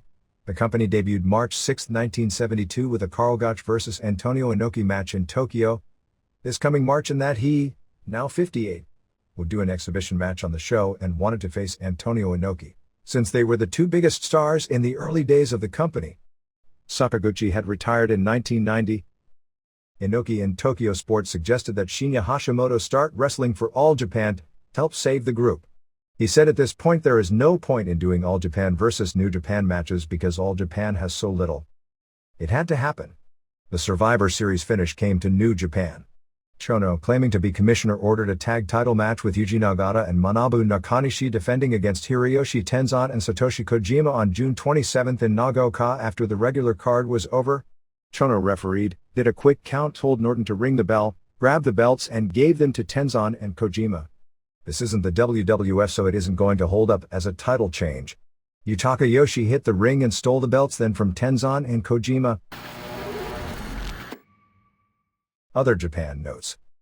FMW officially announced changing its PPVs from DirecTV, which in Japan has merged with Sky Perfect TV, Starting with the July 28th Korakuen Hall show, FMW will run monthly pay-per-views at the cost of about $8. FMW did a couple of title changes over the past week.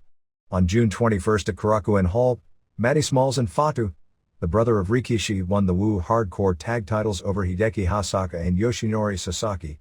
In the main event on that show, Ichiro Tenryu returned under a mask as Hayabusa, teaming with H, original Hayabusa, and Riki Fuji and Tetsuhiro Kuroda to beat Koto Fuyuki and Kyoko Inoue and Mr. Ganasuken Goemon Koji Nakagawa. Fuyuki unmasked Tenryu, who came back and pinned Fuyuki after a power bomb. Tenryu then stormed out of the building and drove away. Fuyuki then said he would go to the war show on July 13th at Korakuen Hall looking for revenge. On June 26th in Isazaki, the six-man titles changed hands with H and Tetsuhiro Kuroda and Hisakatsu Oyo winning over Koto Fuyuki and Chocoball Mukai and Kyoko Inoue. Wellington Wilkins Jr., who is not the former Calgary wrestler Beef Wellington, although the two are constantly being confused, remains in jail in Tokyo on drug trafficking charges and won't even have a hearing until August. Wilkins, who was let go by Michinoku Pro upon news of the arrest breaking, has received no help nor legal assistance from the promotion. Daijiro Matsui, with Kazushi Sakuraba in his corner of the Takada Dojo, fought in San Jacinto, California at the King of the Cage show in the main event against former UFC fighter Todd Medina and got pounded badly. LLPW announced the top two matches for its July 2nd show at Diffa Ariake, which opens on July 1st with an all-Japan house show, as Genichiro Tenryu vs Shinobu Kandori and Eagle Sawai vs Norio Tadano. All Japan Women is booking the same building that day. On the Michinoku Pro show on June 25th in Namie, Great Sasuke retained the NWA middleweight title, pinning Masaki Mochizuki, doing one of those double pin finishes, with Sasuke just getting his shoulder up, and Tiger Mask retained the British junior title, beating Pentagon from AAA with an armbar submission. Among those appearing on the CMLL Japan tour from July 29th to August 6th are Mil Mascaras, Dos Caras, Atlantis Tarzan Boy, Tigre Blanco, Ricky Marvin, Starman Gran Marcus Jr., Pierroth Jr., Fuerza Guerrera, Ultimo Guerrero, Pimpinela, Virus, Fugaz, Archangel, Enigma, and Max Bunny. It looks like there will be an explosive barbed wire match in Tokyo, with Onita facing Sanshiro Takagi on July 25th. Here and there. In regards to the item in last week's issue regarding the PTC/WWF controversy, over the past week the PTC has removed its link to Toys R Us and no longer indirectly gets revenue from sales through its website of WWF and ECW action figures through Toys R Us. There is still one PTC link to International Collector Society, which sells WWF collector stamps. The June 25th Combat Zone Wrestling show in Philadelphia with Atsushi Onita and Terry Funk, that was supposed to be taped for a pay-per-view, was cancelled on June 21st. The public reason is that they are claiming they were shut down by the Pennsylvania State Athletic Commission, but at the time of the cancellation there were still second-row ringside tickets available, and it wasn't exactly a cheap show between Onita, the Explosives, and flying in all of Onita's crew from Japan. The show was in fact technically shut down by the commission, not because of the nature of the show or content, but because the promoters had never even applied for a license and been bonded, which is basically the only thing promoters are required to do in Pennsylvania when they have a show, is have a promoter's license and be bonded for $10,000, neither of which these promoters had. Technically, the only restrictions Pennsylvania has by law as to the content of a wrestling show is that wrestlers cannot intentionally cut themselves to produce blood, which was basically an agreement the WWF made with the state when they got the commission nixed, since at the time, the WWF was under the impression that as far as its purposes were concerned, blading was something out of wrestling's past. Of course, things have changed, and that lone restriction on content has never been enforced, but it is still on the law books. The show was moved to a soccer stadium on June 25th in Sewell, New Jersey, but no longer as a pay-per-view taping. The Japanese canceled the trip, with the story being told that they refused to do the show if it was in New Jersey. Terry Funk was told the commission shut down the show, so his appearance was canceled by the promoters, even if they were canceled in Pennsylvania, because wrestling isn't regulated in New Jersey. Until the new law comes in, they would be able to do the show. The fact they did a show indicates that, and thus the cancellations appear to be at least partially, if not primarily, based on the poor advance and the fact the show was going to be a huge money loser. Onita claimed he didn't come into the Japanese press that if he had come into Philadelphia that he and all his wrestlers were told they weren't going to be arrested, which is clearly a worked story, so in some form there is more to this than is being said. Leroy Miller, an independent wrestler in West Virginia, passed away on June 24th from complications after undergoing knee surgery the previous day. Miller, who was 6'6" and 425 pounds, wrestled under names such as Widowmaker and DOA starting in late 1995 for various groups including Mason-Dixon Wrestling in West Virginia and the Mid-Eastern Wrestling Federation in Maryland.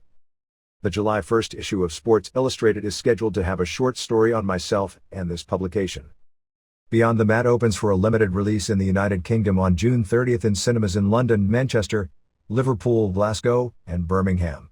There were several very strong reviews for it in England, as were the Canadian reviews of a few weeks ago, the best written being in the June 24th issue of The Guardian. The Daily Oklahoman on June 27th ran an article on Bill Watts, who, in regards to today's wrestling, said, "I think the thing has lost all moral responsibility. I realized I couldn't be a part of it any longer. You can see the influence it has on our youth." Watts in particular cited the usage of the women in wrestling, the steroids and the language used. Watts is now selling diet supplements in Bixby, Oklahoma. The story didn't talk much about Watts' tenure in WCW or WWF in the 90s, other than he worked in both places, and called his Mid-South UWF promotion, which was the third largest company in American pro wrestling in 1987 when he sold it to Jim Crockett Jr., innovative as it pertained to television wrestling. Today's Raw has a lot of similarities to mid-80s USWA and Mid-South, but with backstage elements and major entertainment trappings thrown in. Watts did use women in angles including Sunshine, Missy Hyatt, and Dark Journey, and they dressed provocatively for the time, but their fashion styles appear time if compared to the women in wrestling today. There was steroid use in Mid-South wrestling. Watts did speak out against it, but he also didn't stop promoting people with good or great physiques. He did run into problems in WCW when wrestlers failed a steroid test and he was unable to punish them. His shows were, by the standard of the time, more violent than most wrestling shows, although certainly the violence was more realistic, and if someone was hit in the face with a baseball bat, it was a major angle leading to an injury, and not something they get up from without a scratch. The wrestlers in the FX Tough Man Contest show were all paid $1,000. The show was really bad. The football players team consisted of ex-players from various minor league teams including one guy who looked to be about 420 pounds and most of whom weren't in anywhere near the shape of the wrestling team, all except for one of which were from Rick Baseman's Ultimate Pro Wrestling promotion. Even though the rounds were only 1 minute, most of the footballers were gassing out in 30 seconds and virtually nobody had any boxing skills. Stefan Gamlin, 6'7" and 289 pounds, who actually played pro football in Europe and later had a developmental deal with the WWF and was sent to Ohio Valley Wrestling where he had a few matches and didn't make the grade, ended up being the big winner of the tournament, winning decisions over the blubbery 420-pound Chris Kinnebrew and Kevin Smith, the latter a 310-pound former lineman with the Los Angeles Dragons. Harrison Norris, the wrestler suing WCW, who is experienced at this and something of a ringer, and this was put together to showcase since he was under contract with Art Door, who promotes the show and also does the ring announcing, and was added to the wrestling team, put together by Ultimate Pro Wrestling in Southern California, pretty much against their will, was shown in 2 quick knockout wins, and in a third fight he also knocked his foe out, but it was after the bell and was disqualified. They also showed Tim Fisher, Damian Steele formerly of XPW, getting knocked out, as well as Aaron Aguilera, who had just signed a developmental deal with the WWF, fighting Kinnebrew, and getting knocked out. The wrestlers won 190-50. Honky Tonk Man was the coach for the wrestling team while former NFL Cult star Conrad Dobler coached the football team. On the June 21st TV tapings for Memphis Championship Wrestling, Steve Regal won the Southern title from Jerry Lawler due to interference from K-Crush and Viscera. Lawler had Cat in his corner. New to the circuit were Spanky and American Dragon from Shawn Michaels' Texas Wrestling Association. Mean Street Posse remains MCW Tag Champs while in a tournament to crown the first MCW Light Heavyweight Champion. Fabulous Rocker beat Spanky in the finals. Stu Hart, 85, was hospitalized this past week with walking pneumonia but was said to have been doing better at press time. Takamichi Noku will be opening up a wrestling school called Kaientai Dojo in Puerto Rico. Muhammad Hussein, real name Lou Fabiano, returned to Puerto Rico where he had been a long-time heel in the past for WWC, this time for IWA. Huracan Castillo Jr. has been out of action with an ankle injury. TV ratings in Puerto Rico. June 24th saw WWC at 9. July 38th, IWA at 6.023. June 25th saw WWC at 9.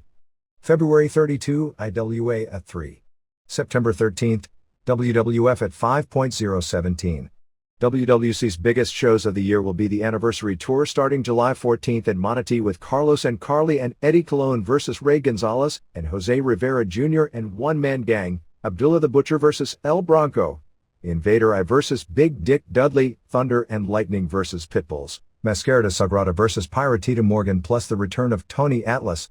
July 15th in Ponce's Carly Colon vs. Dudley, Abdullah vs. Gang, Carlos and Eddie Colon vs. Rivera Jr. and Gonzalez, Invader I vs. Bronco barbed wire match and Public Enemy vs. Barry and Kendall Windham. The biggest show is July 16th at Hector Zola Bezar Stadium in Caguas with Carly Colon vs. Gonzalez for the Universal Belt, Carlos vs. Gang in a cage, Abdullah vs. Dudley, Invader I vs. Titan, Eddie Colon vs. Rivera Jr., Thunder and Lightning defend WWC tag titles against Pitbulls and Mascarada Sagrada vs. Piratita Morgan. Eddie Colon, Carlos' youngest son, makes his pro debut on July 14th. They are doing a work TV angle where Ray Gonzalez and the Millennium family are trying to buy the company from Victor Jovica. The sale isn't final, but the angle is that Gonzalez has said he's firing both invaders, Black Boy and Rockero when it is.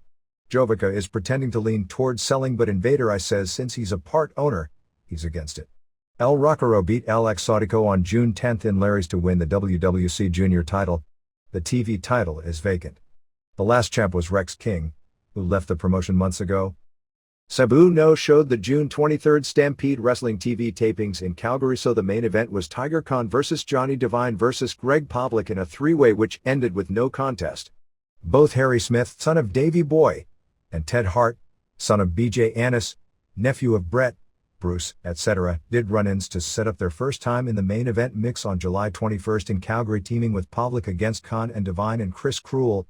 Apparently Sabu's no-show in Medicine Hat killed the city because the next show back was scheduled for June 22nd, and they had to cancel it when the advance was only 19 tickets sold. MMA. At the U.S. Olympic team trials at Reunion Arena in Dallas over the weekend, a slew of MMA fighters competed: Randy Couture, Dan Henderson, Mike Van Arsdale, Frank Trigg, Dennis Hall, Matt Lindland and Tom Erickson, but none made the Olympic team. Hall, the 1996 silver medalist, and Lindland came the closest. Hall went to the finals in Greco-Roman at 128 pounds before losing to Jim Grunwald in 2 out of 3 matches by scores of 2-3, 3-0 and 8-3.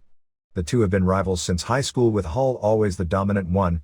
Lindland, who was the top seed at 167.5 in Greco-Roman, lost 2 of 3 matches to Keith Sorotsky for the team berth by scores of 7-3, 0-4, 2-1 via ref's decision in overtime. Erickson only placed 6th in the mini-tournament to get to the championship match at freestyle heavyweight, which was won by Kerry McCoy, who beat 1999 world champion Stephen Neal in 2 straight matches to earn the Olympic team berth. Henderson, who is unbeaten in NHB rules matches and captured the rings tournament and its $220,000 first prize on February 26, placed 4th in the mini-tournament in Greco-Roman at 187. Couture placed in a tie for 5th in the mini-tournament in Greco-Roman at 214, both bowing out after early losses due to injuries.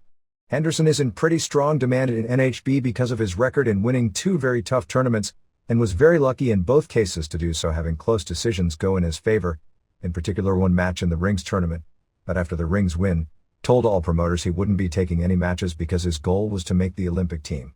At Greco-Roman heavyweight, Matt Ghaffari, who turned down offers from both the WWF and WCW coming out of his silver medal winning performance in 1996 and has placed in every world championship since the last Olympics, lost a best of 3 to Rulon Gardner by scores of 3-2, ref's decision after overtime 1-2, ref's decision after overtime, and 1-0 points scored in the overtime. At the tournament, they also named retired U.S. heavyweight Bruce Baumgartner as the country's Olympic Wrestler of the Century. Baumgartner is the only American in history to win medals in 4 Olympic Games: 1984, 1988, 1992 and 1996, including 2 golds. Pancrase ran the beginnings of its tournaments to crown middleweight and light heavyweight champions on June 26 at Korakuen Hall before a legit turnaway crowd announced at 2,300. For the time being, Pancrase has lost its TV in Japan. Due to the merging of DirecTV and Sky Perfect TV in Japan, Pancrase's show, at least this month, was lost in the shuffle. The company also lost its regular TV because the Guerra channel, the cable station that carries a lot of sports events, is undergoing financial cutbacks and has eliminated both Pancrase and ECW, and is concentrating now on Toryuman and Michinoku Pro. They had an 8-man light heavyweight tournament, 198-pound weight limit, wrestling through 2 rounds with Omar Buish from Sweden and Kei Yamamiya advancing to the finals, which take place on September 24th at Yokohama Bunka Gym.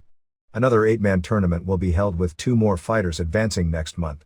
Buish upset veteran Jason DeLucia in 2:18 with an armbar submission in his first round match and bet Daisuke Ishii in 4:15 via ref stoppage. Yamamiya beat Noiza Kawamura via decision and Kosei Kubota also via decision. The middleweight tournament, 176-pound, was a 4-man, so both Nathan Marquardt of the US and Kiyuma Kunyoku of Japan advanced. Marquardt beat former UFC fighter Daiyu Takase in 11:30, 1:30 into overtime, while Kiyuma beat Matt Lee with an armbar in 4:15. Pancrase President Masami Ozaki officially filed both criminal and civil charges for assault and battery against Rings President Akira Maeda on June 22 for an alleged incident that took place on May 25 at the Keio Plaza Hotel, where it is alleged that Maeda attacked Ozaki and roughed him up. Masakatsu Funaki, it has been reported, will be getting married, his second marriage, on July 7, to 24-year-old actress Izumi Kiyama, who is kind of a B-level actress in Japan. Mark Kerr's huge money deal with World Extreme Fighting apparently doesn't take effect until after WEF gets on American pay-per-view.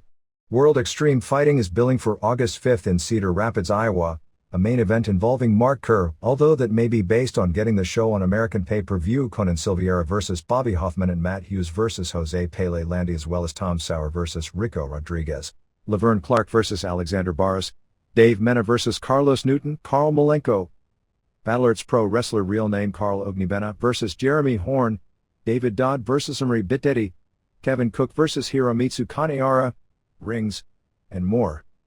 Hughes vs. Landy matches up 2 of the most impressive 170-pounders, and Newton vs. Mena is also a very interesting match on paper. ECW. New Jack suffered a chipped ankle in 3 places doing a balcony dive in Milwaukee. New Jack was on the balcony at the rave, the same balcony he did the dive on at the last pay-per-view, ready to dive onto Angel when a fan slightly pushed him, throwing off his trajectory and causing him to land wrong. The ankle didn't appear to be broken, but he was taken out on a stretcher in a neck brace, after security basically carried both shaken-up guys into the ring so they could actually do a pinfall. It wasn't clear at press time how long he'll be out of action. ECW has the Hammerstein Center in Manhattan tentatively booked for August 25 and August 26 for a tag team title tournament. Add Corino vs. Lin to the pay-per-view lineup. If Psicosis is signed, he may be put in a singles match with Tao or a 3-way involving Super Crazy, if Crazy's visa problems are cleared up. The show on July 16 in Los Angeles at the Olympic has sold 3,000 tickets for $130,000. Notes from the June 24 TV tapings in Villa Park, Illinois, suburban Chicago. Before about 3,500. Chilly Willy pinned Easy Money. Gorgeous George came out to a big pop. Well, since he's been dead for 37 years you'd think so. Actually, Randy Savage's ex. She said she was too extreme for WCW and Francine laid her out with cane shots and she did a stretcher job. She's now in as a regular. They did the usual start of the TV show with the banter with Joey Styles, Joel Gertner, and Cyrus. Spike Dudley came out with a knee brace yelling at Cyrus, which brought out Rhino to lay out Spike. Gary Wolf then attacked Rhino, leading to a match where Rhino got the pin after the piledriver off the apron through a table. Simon Diamond and Swinger won a 3-way over Nova and Chris Chetty and Danny During and Roadkill thanks to interference from C.W. Anderson. Kid Cash pinned Billy Wiles. Steve Corino pinned Mikey Whipwreck. Yoshihiro Tao pinned Jerry Lynn. Cyrus came out wearing a Lynn t-shirt. Tao blew mist in Cyrus' face. Corino then interfered, attacking Lynn by surprise, which helped Tao get the win. During this match there were 2 or 3 women flashing the crowd, so the crowd wasn't paying attention to this match. One woman in particular was distracting the crowd from the matches much of the early show and some blamed her for ruining this match. Referees H.C. Locke and Mike Keener beat Tony DeVito and Angel. All of the refs attacked the Baldies after the match, replacing the New Jack spot. Credible retained the ECW title, pinning Sandman.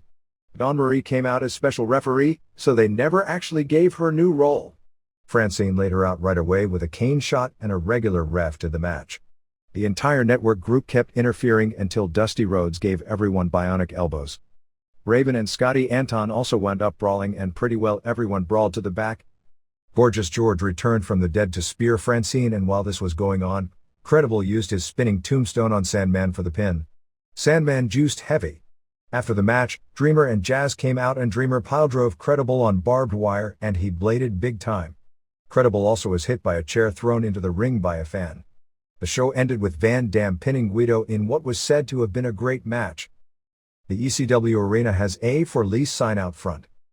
Mona Nora Greenwald was backstage at the show but is still under contract to WCW, which hasn't been using her ever since she was supposed to be a movie character as a mystery person causing havoc and was then forgotten.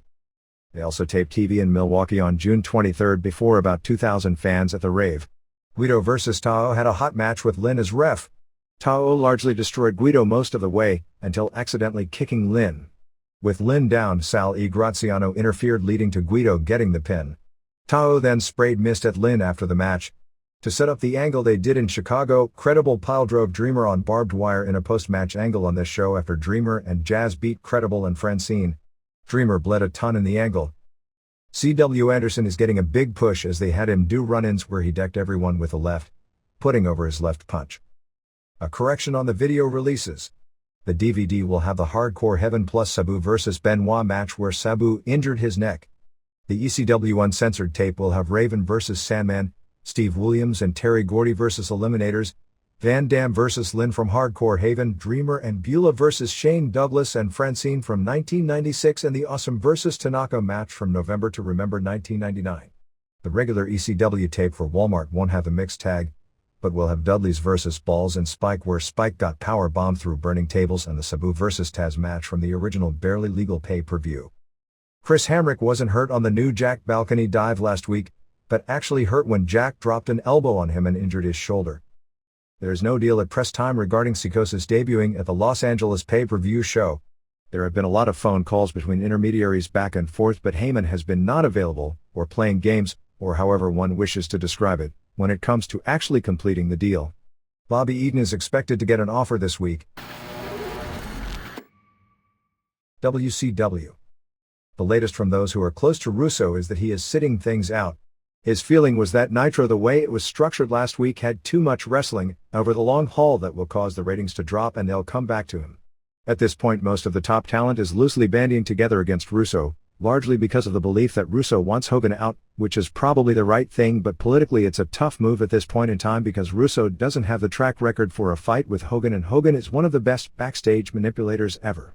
Page, who there is also a feeling he wants phased down, is also vociferous in that direction right now. Although both Page and Hogan are political animals who usually are able to maintain good relations with whomever falls into power. The feeling they are pushing is that Russo has pushed himself too hard as a TV character and in angles, the Flair haircut angle, where it would have been better to have a wrestler involved in the cutting for the return, which on that specific issue they are definitely right. Although Flair is not a part of this as he's a Russo ally, as is obvious by letting Russo cut his hair which is the one angle promoters have begged him for decades to allow and he never would. The feeling also is that they shouldn't put a non-wrestler with no physique pinning a guy twice, who held the world title twice in recent weeks. Some of the major players in the company, who were involved with Bischoff in the past when he was doing worked angles on the boys and aren't involved with this, believe the entire Russo/Bischoff thing to be another work, although by the end of this week, that viewpoint has been losing steam. In this case, I'm pretty sure it's not because clearly the TV is being written by Taylor. The July 9th Bash at the Beach pay-per-view looks to be Jarrett vs. Hogan. When this was originally booked, Hogan was to win the title, but who knows now, as Hogan is running around shooting his own angles on the radio in Tampa that don't involve the WCW title but jumping to Fox. Scott Steiner vs. Awesome for the US title, Goldberg vs. Nash. Goldberg re-injured his arm on June 26 because he came back too soon. Not sure of the severity, for Hall's contract. Hancock vs. Daphne in a wedding gown match. Palumbo and Stasiak vs. Chronic for the tag titles. Douglas vs. Bagwell. Douglas suffered some sort of an injury on June 27. Again not sure of the severity. Booker T vs. Canyon and Vito vs. Johnny for the Hardcore title. After some 27 years in the same time slot, the WCW Saturday Night Dynasty ended this past weekend with the show moving to a 1-hour format at 11 a.m. Eastern starting on July 1st. This change to the morning has been in the works for about 6 months due to the declining ratings of the show, and the canceling of the tapings was a prelude to the move. Right now Taylor and Larry Zbyszko are doing the announcing, but it is believed the announcing duties will go to Chad Damiani and Spice. Considering that except for Hancock, nobody gives a rat's ass about any of the women in the company, It's bad enough they put them in the ring where they look like amateurs, but to make them announcers without any ability like anyone can do, it makes the entire product look like Wayne's World does pro wrestling. Keiji Muto is in Atlanta and temporarily living there. He didn't come to TV because they haven't come up with an idea of how to use him. Ric Flair's father, Dr. Richard Fleer Sr., passed away on June 25 from complications after bowel surgery earlier in the week. Dr. Fleer, who had been an OB/GYN, and actually delivered one or two pro wrestlers in Minnesota, was 81 and had been in bad shape for some time and on dialysis. Ric Flair's parents had been married for 59 years. Dr. Fleer's funeral was scheduled for June 29. Ric spent all day and night Saturday with his father in the hospital. Ric has moved his parents from Minneapolis to Charlotte several years ago. That is the reason David Flair wasn't on Nitro this week. Nitro on June 26 in Des Moines, Iowa drew 5,696, which was 4,573, paying $126,195. The show opened with the limo driver, Harold Hogue, former wrestler Ice Train, giving Kat ideas for the card. Kat did an interview and Duggan came out complaining about Goldberg's turn. Kat made Goldberg versus Duggan. Duggan got all choked up but agreed to do it. For the next hour they had Deborah Duggan, real-life wife, who actually did a great wrestling angle circa 1986 Mid-South with Buzz Sawyer, beg Jim not to take the match because of his cancer and his two daughters. They even did a really good film clip. I was really torn on this. On one hand, the angle was a tremendous presentation and story. On the other, they were using cancer to try and draw TV ratings, which is really kind of pathetic when you think about it. They showed Canyon and an autograph signing with no fans. I think I saw that angle with 3 count and it was dumb as hell then. Could you imagine the WWF equivalent? Showing the Hardy Boys or Christian doing a public appearance and that nobody came to see them? I'll bet WWF would never allow one of its top wrestlers look so totally Bush League that nobody cares about them on their TV. Mark Jindrak and Sean O'Haire beat Mysterio Jr. and Guerrero in 4:48 when O'Haire pinned Guerrero with a senton. They pushed it like this giant upset. Actually, Jindrak and O'Haire both are about 6'5", so they made Mysterio and Guerrero look like midgets. Considering all that was wrong about this matchmaking and could have gone wrong, it really wasn't too bad. O'Haire is another example of WWF's superiority over WCW. From people who know wrestling that had been O'Haire at the Pillman Show and at the Power Plant, they thought he had tremendous potential but is about a year away. After seeing this, I'd agree. If WWF had rushed Kurt Angle 1 year sooner onto TV, he'd have been a big dud because he wouldn't have been ready.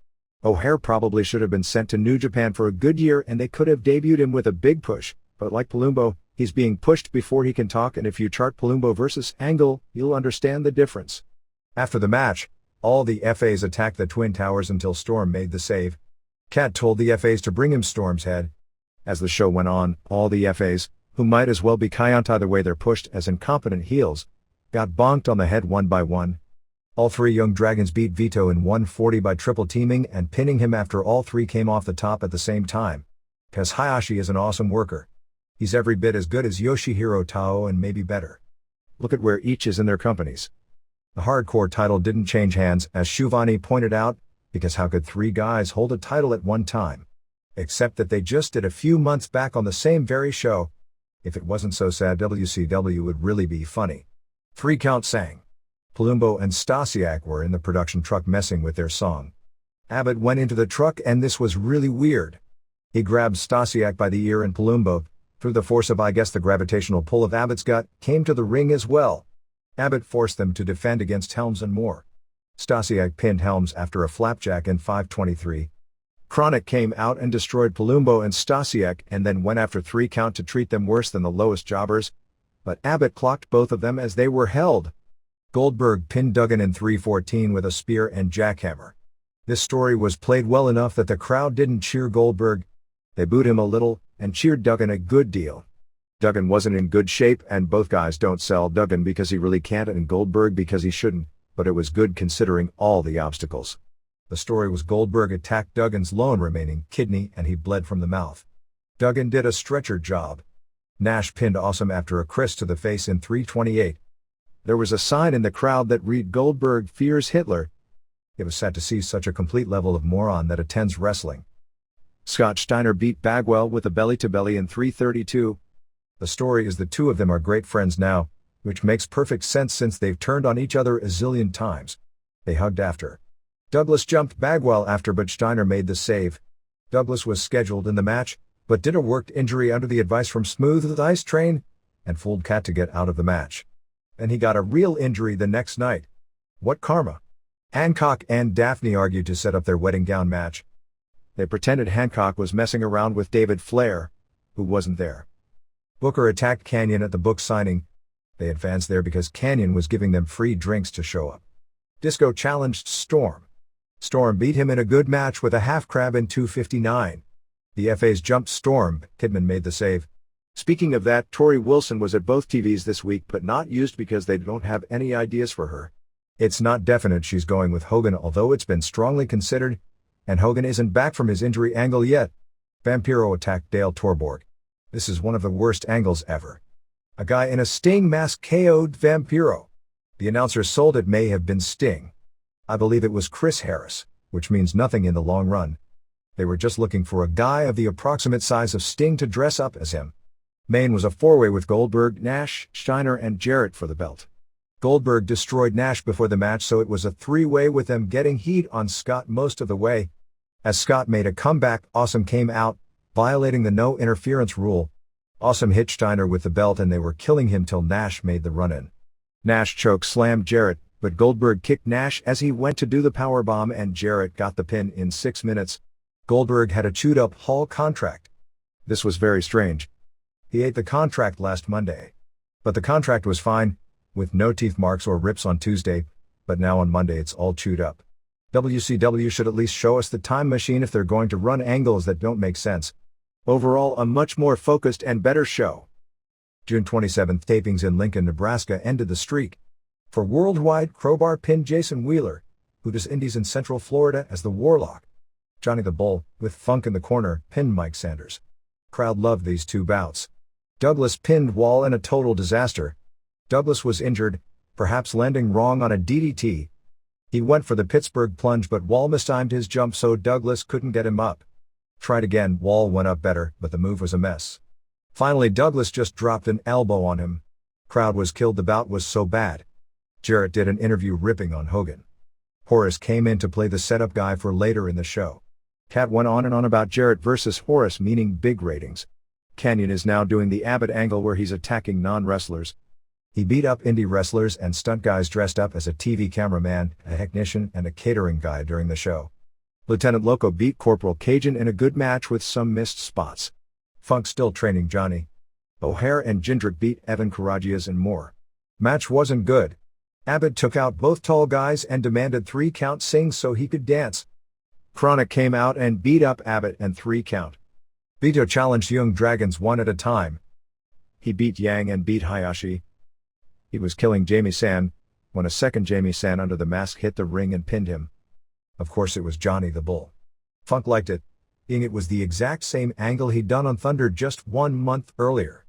Hancock and Daphne were backstage. Daphne rubbed makeup all over Hancock's face. Stasiak and Palumbo dragged Woody Curse out. They ended up facing General Rection, he's been promoted, and Major Stash, who went from Major to Private back to Major in a few weeks, with MIA whining a non-title match. But Stasiak and Palumbo attacked them with a Lex Flexor. Since Lex isn't around, can't they give it a better name? And if all the problems regarding Lex had to do with Russo, why isn't Lex around? Not that I miss him or anything. Chronic beat them up again. Jarrett beat Horace to keep the title with a stroke in a good match. He also gave him a guitar shot after the match. They did more garbage with Vampiro, Torborg, and Asya. Asya was a druid and spit red stuff at Vampiro. Torborg attacked Vamp. The lights went out twice and the second time a guy who was supposed to be Sting that wasn't was in the rafters. Kidman and Storm beat Mysterio Jr. and Guerrera. Not as good as you'd think. The FAs attacked Kidman and Storm after. Paisley beat Tigress in a match that was said to set new standards for bad. It was supposed to be a three-way with Major Guns, like that would have made it better. She injured her implant really, so she was there but couldn't work. Mona and Medusa have been training these women to be really bad pro wrestlers at the power plants so they can rush them on TV years before they are ready. Bagwell beat Kanyon via DQ and Kanyon gave ref Charles Robinson the diamond cutter. Booker made the save. Main event was supposed to be Nash and Steiner versus Goldberg and Awesome, but with Goldberg hurt, it was just Steiner versus Awesome. They brawled all over the place. Steiner got the recliner on.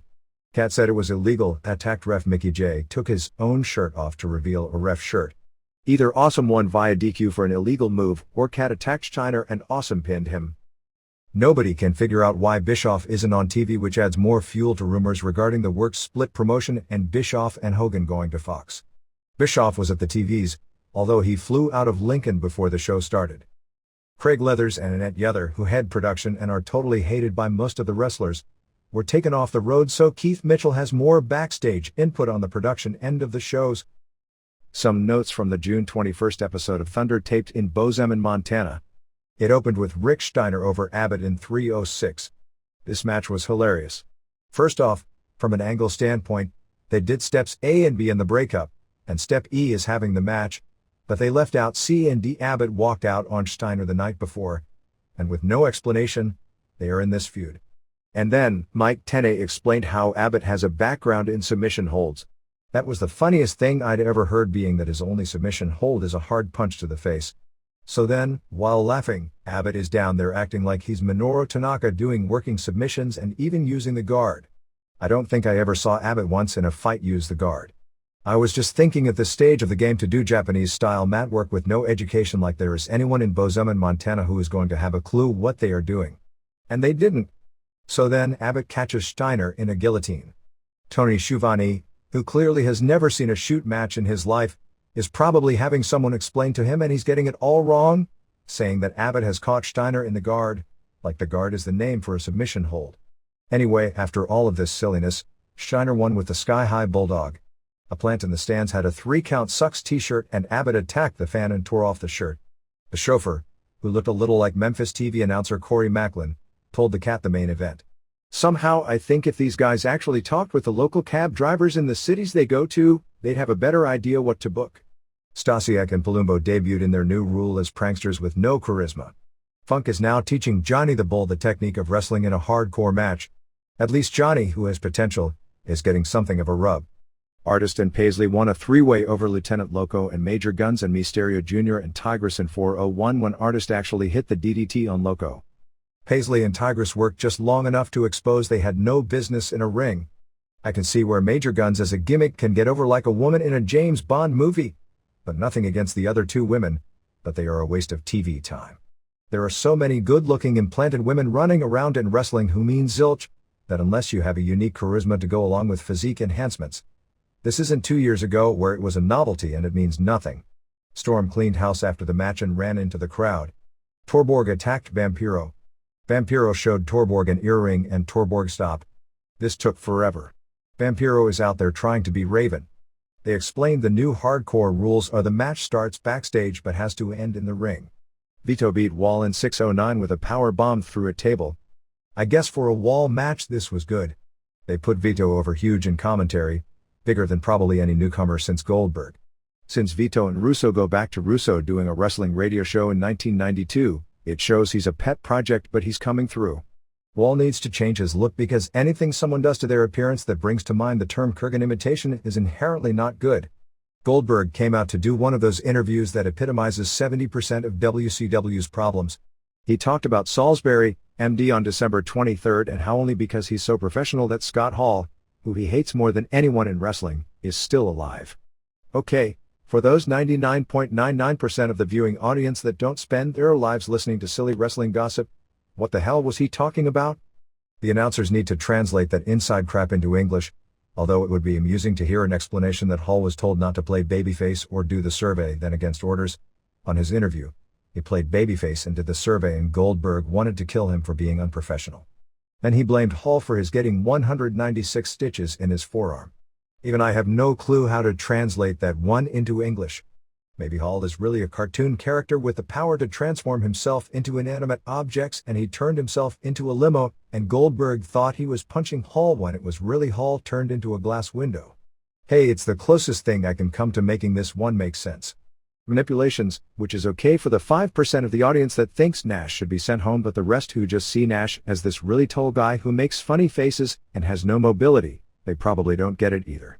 Actually, for that 5%, they probably loved Goldberg's interview. Condito and Bigelow beat Bagwell in 6 minutes when Douglas interfered and Bigelow gave Bagwell the world's safest and worst-looking Asbury Park driver in history. Given Bagwell's neck, you can understand why they'd take it easy, but they should have done a different move if they have to make it look that bad. Since Miller said nobody was allowed to interfere, he then fired Douglas. Douglas was the only person in the free world who actually acted like they thought those words on Thunder mean anything. David Flair told Daphne that it wasn't him making out with Miss Hancock, that it was Jarrett or somebody else with blonde hair, and she thought it was him because it was a production screw-up. Well, the second part of that was funny. He should have said it was his dad. At least that would have been funny also, since he just had his head shaved. Daphne believed him. People who write pro wrestling scripts clearly had a lot of bad childhood experience with women. Kanyon did an interview. He was hilarious reading the page book. Booker T came out with his old music. The announcers talked about how we haven't heard that music in a long time. I guess they forgot that Stevie Ray and Tony Norris were using that same music just a few weeks ago. Then again, I'd like to forget that period as well. They brawled with Kanyon's wig falling off. He laid out T after hitting him with a loaded book with a brick in it. David Flair then shaved the head of Woody Kurse in production for making him look bad. If that's the case, he should also shave the head of everyone that films any of his matches. Miller told Douglas he could save his job because Miller needed ratings, so he ordered Douglas to wrestle Chronic because he knew it would send the ratings sky high. Now that was funny. Stasiak and Palumbo were laughing at Kurse's new haircut, so he ran away and locked them in the production truck. 3 Count sang. This song was so much worse than the first one. Their dancing and lip syncing was beyond bad. They showed all the wrestlers in the dressing room hating it except Abbott, who liked it. Abbott is being primed for a new role as 3 Count's bodyguard. Chronic came out and gave 3 Count a pitiful beating, complete with Karagias slipping and falling off the ropes, actually trying an offensive move that they weren't going to sell anyway. Chronic treated them worse than the lowest jobbers. Abbott dancing around to 3 Count's music and later acting mad when they were being mistreated was some of the worst acting. Chronic beat Douglas in a handicap match in 2:07 with the high times. WWF must have thanked God they didn't book this match on Nitro with the ratings it delivered. Stasiak and Palumbo then played Leave It to Beaver type music instead of Chronic, and made fun of Chronic's music. Chronic went back to the truck and went in the locked door. Whoever heard of a door that when locked? The people on the inside can't get out, but people on the outside can get in, and beat them up. At this point Vampiro and Torborg were in the middle of nowhere with a coffin in a hole. Torborg went to open the coffin to see his beloved bride-to-be, but Vampiro hit him with a shovel and did some line out of a 1991 Jake Roberts angle. He then brought Ossia to Torborg and indicated he wanted the Hulk, the Demon, to come back. Why would anyone want that? Nash and Scott Steiner beat Awesome and Jarrett in 4:52 when Steiner pinned Jarrett after a Tiger Driver. Nash looked like he'd just woken up from a bad hangover. They continued to fight for several minutes, going back and forth until Steiner was beaten down by both of them long enough for Nash to make the save, including one of the worst kicks ever to Miller. Goldberg came out holding Hall's contract. Let's see, that contract was ripped up one week and eaten the next. And yet it was still in one piece, and looked less wrinkled up than Undertaker. Hogan has been calling Bubba the Love Sponge regularly in Tampa. His latest was that Fox was giving him a $150 million talent budget and that after the July pay-per-view, he was quitting WCW and working for Fox. He also said the Vampiro Dale Torborg angle, largely taken from a movie called The Vanishing, was terrible, which it is. Goldberg got really upset backstage on June 19 when a production error caused them to miss his throwing down and busting up a TV monitor backstage. As it turns out, Conan's tricep tear isn't as serious as thought a week ago. He'll be going to Dr. James Andrews next week, who will decide on if or when he'll need surgery. There's an outside chance he can rehab it without surgery, but more than likely he'll be undergoing surgery and be out for 3 months. The Nitro Grill in Las Vegas is now only open for dinner during the week and for lunch on weekends, which tells you how it's doing. Lenny Lane claimed on Wrestling Observer Live that he'll be a free agent on August 2nd and his contract hasn't been secretly renewed. He said that Paul Heyman said he would give him an offer, and then never got back to him, and that WWF said they didn't want to talk with him until after the contract expired. Tom Hunt is the latest to leave WCW. He was the head of the pay-per-view department but left to join the Turner Broadcasting sales force. Several major WCW executives including David Crockett are part of the Jay Hassman-led team looking to buy ECW. Thunder tapings June 20th in Bozeman, Montana drew 3,116 fans, which was 2,294 paying $51,977. June 21st in Butte, Montana drew 2,190 paying $47,255. June 22nd in Missoula, Montana drew 2,516 paying $53,045. June 23rd in Spokane, WA drew 3,707 paying $75,644. June 24th in Yakima, Washington drew 2,094 paying $46,930. The house show main events were all Jarrett over Nash via DQ, doing the dusty finish where Jarrett tried to hit Nash with the belt but Nash hit Jarrett. This after ref Charles Robinson was bumped. Mickey J then counted the pinfall with Nash winning the title, but Robinson reversed his decision. Nash power-bombed Robinson after the match. The most amazing thing about the dusty finish is that you can directly trace killing several of the hottest wrestling markets in the country to overuse of the finish, first in the late 80s, which actually not only killed every key city, Richmond, Charlotte, Norfolk, Baltimore and Greensboro most notably, but again in the 90s with another round of them killing new cities like St. Louis. And granted, used sparingly, it probably is a good finish. But it's amazing anyone still considers it a clever house show finish after all that. You'd think if people followed wrestling so closely that WCW would hatch a new wrestler out of an egg and think it's a creative way to introduce a hot new babyface. They are sending a lot more of the ancillary characters like the women on the road now. Harlem Heat 2000, who broke up several times on television, are back together again. Goldberg worked house shows in Butte and Missoula, beating Abbott, which actually is the match that was advertised. In Spokane, they used Scott Steiner over Abbott instead. WWF. Raw on June 26th in Worcester, Massachusetts drew a sellout 10,829 paying $331,365. Show opened with a Rock interview. Vince came out and basically found religion. At least that's where I thought he was going. It was actually even sillier. He said he was going home to produce some more babies with Linda because he's a genetic jackhammer.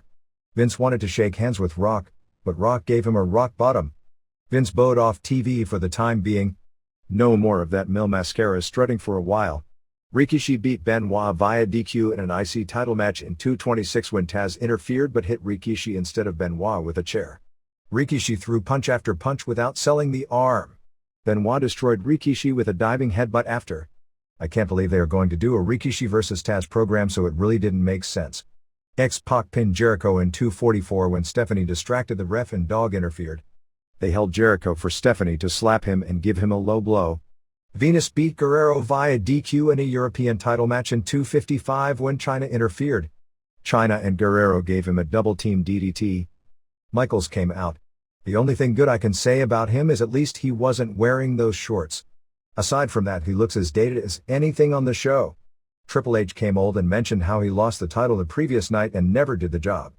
Michaels didn't say how proud he was of having taught his protege the game he mastered as an active wrestler, but many did pick up on it. Anyway, after a zillion turns, they're back being best friends. Michaels then introduced Foley as commissioner. Foley made fun of Triple H's boring 20 minutes promos by doing one of his own. Actually, Foley was hilarious in everything he did on the show. He set up a three-way with Triple H, Angle and Rock as the main event. Angle is now wearing a robe and oversized crown, like a younger, fitter version of 1980s Harley Race. Lawler beat Malenko in a stripper match. They did this in December in Houston. When someone is thrown over the top, either Kat or Terry had to take off clothes. They were both there in bra and panties when Malenko went over, meaning Terry had to take off her bra. She did, but Stevie Richards came out as the evil censor. When they did this exact same match in December, they had the exact same ending. A battle royal to earn a title shot on SmackDown. They pushed the hell out of SmackDown throughout the show, showing the weaker than usual rating didn't go unnoticed, ending with Acolytes winning in 3:53 after throwing out Saturn, who teamed with Brown. Undertaker and Kane destroyed Edge and Christian in a non-title in 1:27 when Taker pinned Edge after a choke slam. They made their tag champs, and with the exception of Foley and Angle, the most entertaining pieces of talent on the show, just get squashed. I swear I thought I was watching Hogan and Nash at work explaining how the young guys were getting a rub just being in the ring with them while they make them look like they're not in their league. Taker can't do much, so I guess it's the only way. Triple H vs Angle vs Rock ended with Rock pinning Triple H with a rock bottom in 8:54 in a pretty good match. Jericho interfered, snapping Triple H's neck on the ropes leading to the pin. Results from the June 27th show in Hartford, Connecticut. It opened with a dark match with Steve Bradley, who has been working Puerto Rico, and Scott Vick over the dupes. For Heat, Too Cool beat Taka and Funaki when GMS pinned Funaki with the hip-hop drop. After the match, Taka and Funaki shook hands with them and they all danced. Malenko came out with 2 women and said he's beaten every light heavyweight and challenged anyone. Jacqueline came out. Malenko made her tap to the cloverleaf. In an elimination match, Panda and Stratus bet Hardys and Lita. Jeff pinned Albert. Lita pinned Stratus after a moonsault. Test pinned Jeff. Test pinned Matt with a meltdown and finally Test pinned Lita after a high kick. Lita did a great Hurricane Rana and moonsault for near falls before losing.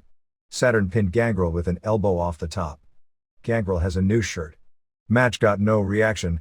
Chaz Warrington and D'Lo Brown, dressed up like the Baldies in ECW as a new tag team, beat Joey Abs and Rodney when Brown pinned Rodney with a frog splash. In a segment that won't air, Rock came out and they introduced Wyclef Jean, who is in the front row, and plugged the video on MTV. They pushed the hell out of WWF New York with fans asking Rock question. He did the Poontang Pie deal with Jonathan Coachman. SmackDown opened. Triple H demands both a match with Rock and with Jericho. After Triple H leaves, Foley does the Dude Love dance. Rikishi and Guerrero NC Benoit and Venus ends with Tanda hacking China and Too Cool making the save. Too Cool China, Rikishi and Guerrero all dance, so Guerrero is now an official face. Angle did some funny byplay with Kayonta explaining that he was king. They didn't understand. He then said he was emperor and head ninja.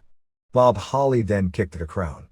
Angle talked about how they don't have a crown repair shop in Hartford and pinned Bob after the Olympic Slam. They switched the Edge and Christian versus Acolytes to singles matches against Taker and Kane. Stephanie blames Vince for Triple H losing the title. She said she and Triple H have a good relationship while Vince and Linda's marriage is a mess. Foley said the last time he was in Hartford, Triple H retired him. He announced Triple H and X-Pac and Dog against Jericho and Dudley's. And Foley then talked about loving being in the commissionary position. Godfather came out to do his mic work, but Richards came out as Steven the Censor. Didn't Lenny and Lodi already do that one in WCW? Richards said he's going to make sure there are no naked women and no promotion of sexual activities. They have to make the fight personal. For as smart as the WWF is, they sure never learn from their mistakes. That's why they'll always end up falling in the mud at some point, no matter how many millions the company makes, and why the stock will always be one stupid move away from dropping. Buchanan pinned Godfather clean with the kick. Christian pinned Kane when Taz hit Kane with a chair, followed by 2 more chair shots. Undertaker pinned Edge after a choke slam. Christian ran in until Kane made the save and Undertaker powerbombed Edge while Kane choke slammed Christian. Crash was wrestling Snow in a hardcore title match when Blackman came out and hit Crash with nunchucks and pinned him to win the title. Blackman got in his truck and the Mean Street Posse attacked him trying to get the belt, but he beat all of them up. Triple H and Dog and X-Pac beat Jericho and Dudley's when Triple H pinned Devon after a pedigree. They teased putting Stephanie Tro off the table, but X-Pac saved her and Jericho dropkicked Triple H off the apron through the table. Shane's injuries announced on Raw were just a storyline excuse to keep him off television for the time being. Due to the pressure from sponsors, the language on the show is quietly being toned down. Words that used to be commonplace on the show without anyone even batting an eye, like ass, hoe and slut, are either bleeped off or no longer allowed to be used. Mick Foley completed a screenplay for a movie based on his best-selling book. The story was similar to that of the book. They were going to hire screenplay writers to do it and he wanted to do it himself. He was told they were professionals, but he insisted, stating that was the same thing he was told about the ghost writers for the original book idea. The original plan was for him to take 6 months off before returning, but the feeling is that things were getting stale at the top and he was asked back for this week to help with the big changes in the makeup of the top of the show. Besides writing a children's book for Christmas, he also wrote an added chapter for the paperback version of Have a Nice Day, where he talks about his retirement and comeback a few weeks later. His basic thought on it was that even though he meant the retirement as serious, nobody believes in wrestling retirements, and he was actually one of the few to take it seriously. He noted that a few people did care and think he broke his word, including some wrestlers, but he believes none of the wrestlers who knocked him for coming back would have said no to Vince McMahon either. The fully loaded pay-per-view print ad features a full ad photo of Austin and states that Stone Cold Steve Austin will eliminate all who stand in his way. The ad at best is terribly misleading because it insinuates Austin will be wrestling in the main event. Because cards aren't booked more than a few weeks in advance and the deadline for the advertising is way in advance, the ad department is told to keep the ads as generic as possible. How this slipped through, I have no idea. One time there was an ad that was built around Foley, and Foley was actually supposed to take that pay-per-view off, and because he felt it would be the wrong thing since he was featured in all the advertising, he stayed and worked the pay-per-view. The New York Times on June 25 ran a feature on Brock Lesnar signing with the WWF. It said that Lesnar will report for pro wrestling training on August 1 for Ohio Valley Wrestling. He had already committed to numerous amateur wrestling summer camps before signing with the WWF on June 8. Jim Ross in the article said they have no plans to rush Lesnar but said they hope to have him on the WWF roster within 1 year, which would be rushing things as people who progress at the pace of Kurt Angle are huge exceptions to the rule. The article credited Gerald Briscoe, who in the 1960s when he attended Oklahoma State University was the roommate of Jay Robinson, the current University of Minnesota wrestling coach. Another U of Minnesota wrestler, Shelton Benjamin, is already training in Louisville, with being the key in getting him to sign with the WWF. The story said that Lesnar turned down offers from WCW and All Japan. Actually, it was New Japan. Lesnar, according to the story, was not a standout in either football or high school wrestling. He's 270 pounds with 9% body fat according to the story and sort of resembles Dolph Lundgren. After high school at Bismarck State College in North Dakota, had a 53-3 record and won the National Junior College Heavyweight Championship in 1998, which got him the scholarship to Minnesota where he took second in the nation behind eventual world champion Stephen Neal in 1999. His record at Minnesota over the 2 years was 55-3. Raven has not signed a contract with WWF but the sides have come to a verbal understanding and it's basically a question of when he gets his ECW release that he'll be coming to WWF. There are no major guarantees so he's going to have to prove himself due to his baggage and past as opposed to people who are brought in with basically a guaranteed push. They are talking about changing the Dopes gimmick from being backwoods people to more big kick-ass style tag team pattern to feud with the Acolytes. At this point it's not a question of if, but when Raven starts here. He had a meeting this past week with Jim Ross at Titan Towers. He hasn't signed a contract, nor could he legally since he doesn't have a release from ECW. He's pretty well made an agreement to start after getting his ECW release and will be doing the same Raven character. Even though Paul Heyman had talked for weeks about releasing him, at this point because he's lost weight and has straightened up, or maybe having nothing to do with such, the release hasn't been given and may be held up for a while. His ECW contract expires on August 26 if he doesn't get a release, but figures to get one before that point. On this week's Sports Rec video chart, WWF had the top 4 spots and 12 of the top 20. The top 5 were 2 Rock videos followed by Eve of Destruction and Austin vs. McMahon. 2 indie groups, with Juggalo Championship Wrestling at number 5 and XPW at number 13 also cracked the top 20, something no WCW videos have done for some time. The WWF Aggression CD sold 10,041 over-the-counter units last week, putting it at number 152 on the charts. The final rating for the Lakers-Pacers game on June 19, which went head-up with Raw, was a 14.7 rating and 26.2 share, which is actually not really any more serious competition than a better-than-average night of Monday Night Football. The USA Weekend newspaper supplement ran a cover story on wrestling versus baseball, and which is the real national pastime, with an interview byplay of Rock and Mike Piazza. They traded barbs, with Rock in working fashion, but neither really said anything.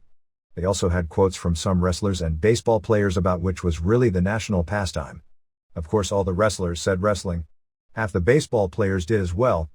On June 27, New York Daily News columnist Lisa Olson was heavily critical of the piece, which ran in its newspaper as well as numerous others. She was critical that the sports section of her paper devotes far more space to pro wrestling than the U.S. Olympic wrestling trials which took place over the past weekend, saying that pro wrestling belongs no more in the sports section than a review of the movie Gladiator. She was also critical of Mike Piazza, saying he'd feel comfortable taking his 8-year-old nephew to a WWF show, saying, readers are left to presume that Piazza would then explain that not all women are meant to be dragged by their hair while wearing G-strings, and steroids can lead to death, and hitting each other with steel and force chairs is not playground fun. Of course at this point, taking the steroid argument to its logical conclusion, parents also shouldn't take children at this point to track meets, baseball games or football games, although the G-string argument is a tougher one to defend. The last time WWF ran 2 consecutive nights in the same building was doing Monday and Tuesday TV tapings in 1994 at the small Lowell Memorial Auditorium. The June 26 Winnipeg Sun had a story about a poll they commissioned in which Jericho was named Manitoba's sexiest man, beating out Troy Westwood of the Winnipeg Blue Bombers football team. It noted Jericho is getting married at the end of July. Jericho got 13% of the vote, beating out Westwood at 12.5%. Burton Cummings, a singer with the Guess Who, finished third with 7.3%. Speaking of Jericho, I believe he's no longer allowed to call Stephanie McMahon a hoe or a slut on SmackDown due to a cleaning up of the language policy on that show due to the pressures. WWF has signed two identical twin women, whose real names are Diane and Elaine Klimaszewski, which no doubt means they will work under pseudonyms, to developmental deals. They are dancers, not strippers, but have credentials including the Springsteen Tour, Clark Show and Academy Awards, based in Southern California, and have trained for a few months. They are also looking once again at Tom Howard, who worked as KGB in AAA years ago and will be the star of the Fox Kids Los Luchadores show. He signed a deal some time back and was brought in regularly for dark matches, but never made the grade.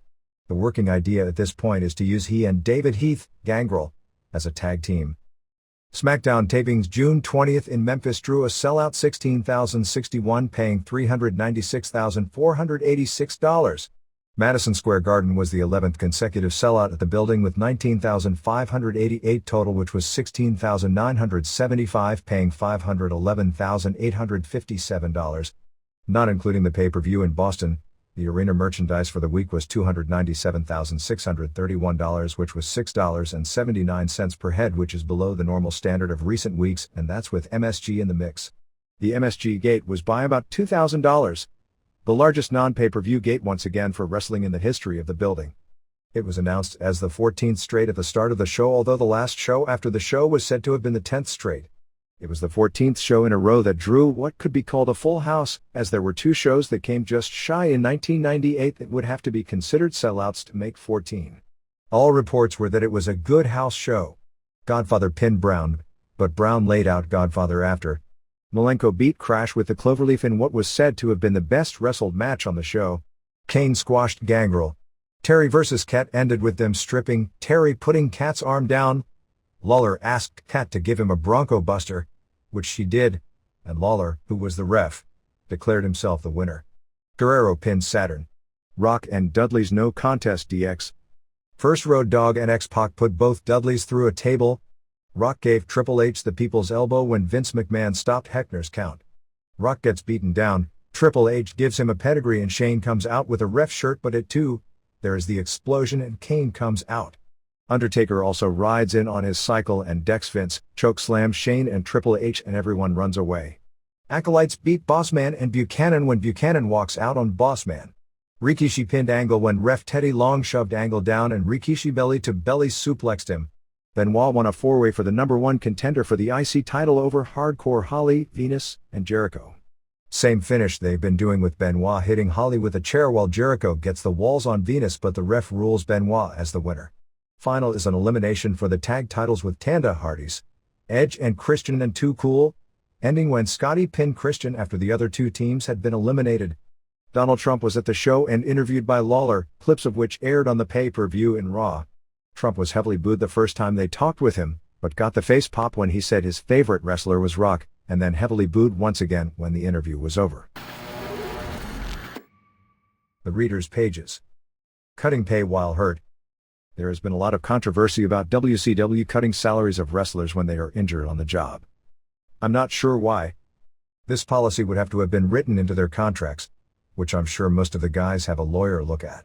I'd also be willing to bet the WCW accountants use something similar to actuarial tables to determine how long a wrestler is expected to be injured when they calculate salaries.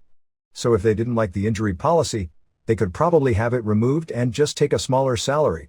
I think the idea behind the policy is to discourage guys from sitting out when they get a hangnail or jobitis. I'm not sure if it really ends up making wrestlers come back before they are ready. Situations like Mysterio Jr. coming back are due to stupidity by management and not because he's coming back because his pay was cut. If Bret Hart is making $3 million and they cut his pay in half while he's out, I can't imagine he needs the money so bad he'd work while injured. Jason Campbell. Response from Dave Meltzer: I'd almost guarantee WCW accountants have done nothing to calculate time off, or that wrestlers would have been offered lower salaries if the injury clause wasn't in the contract.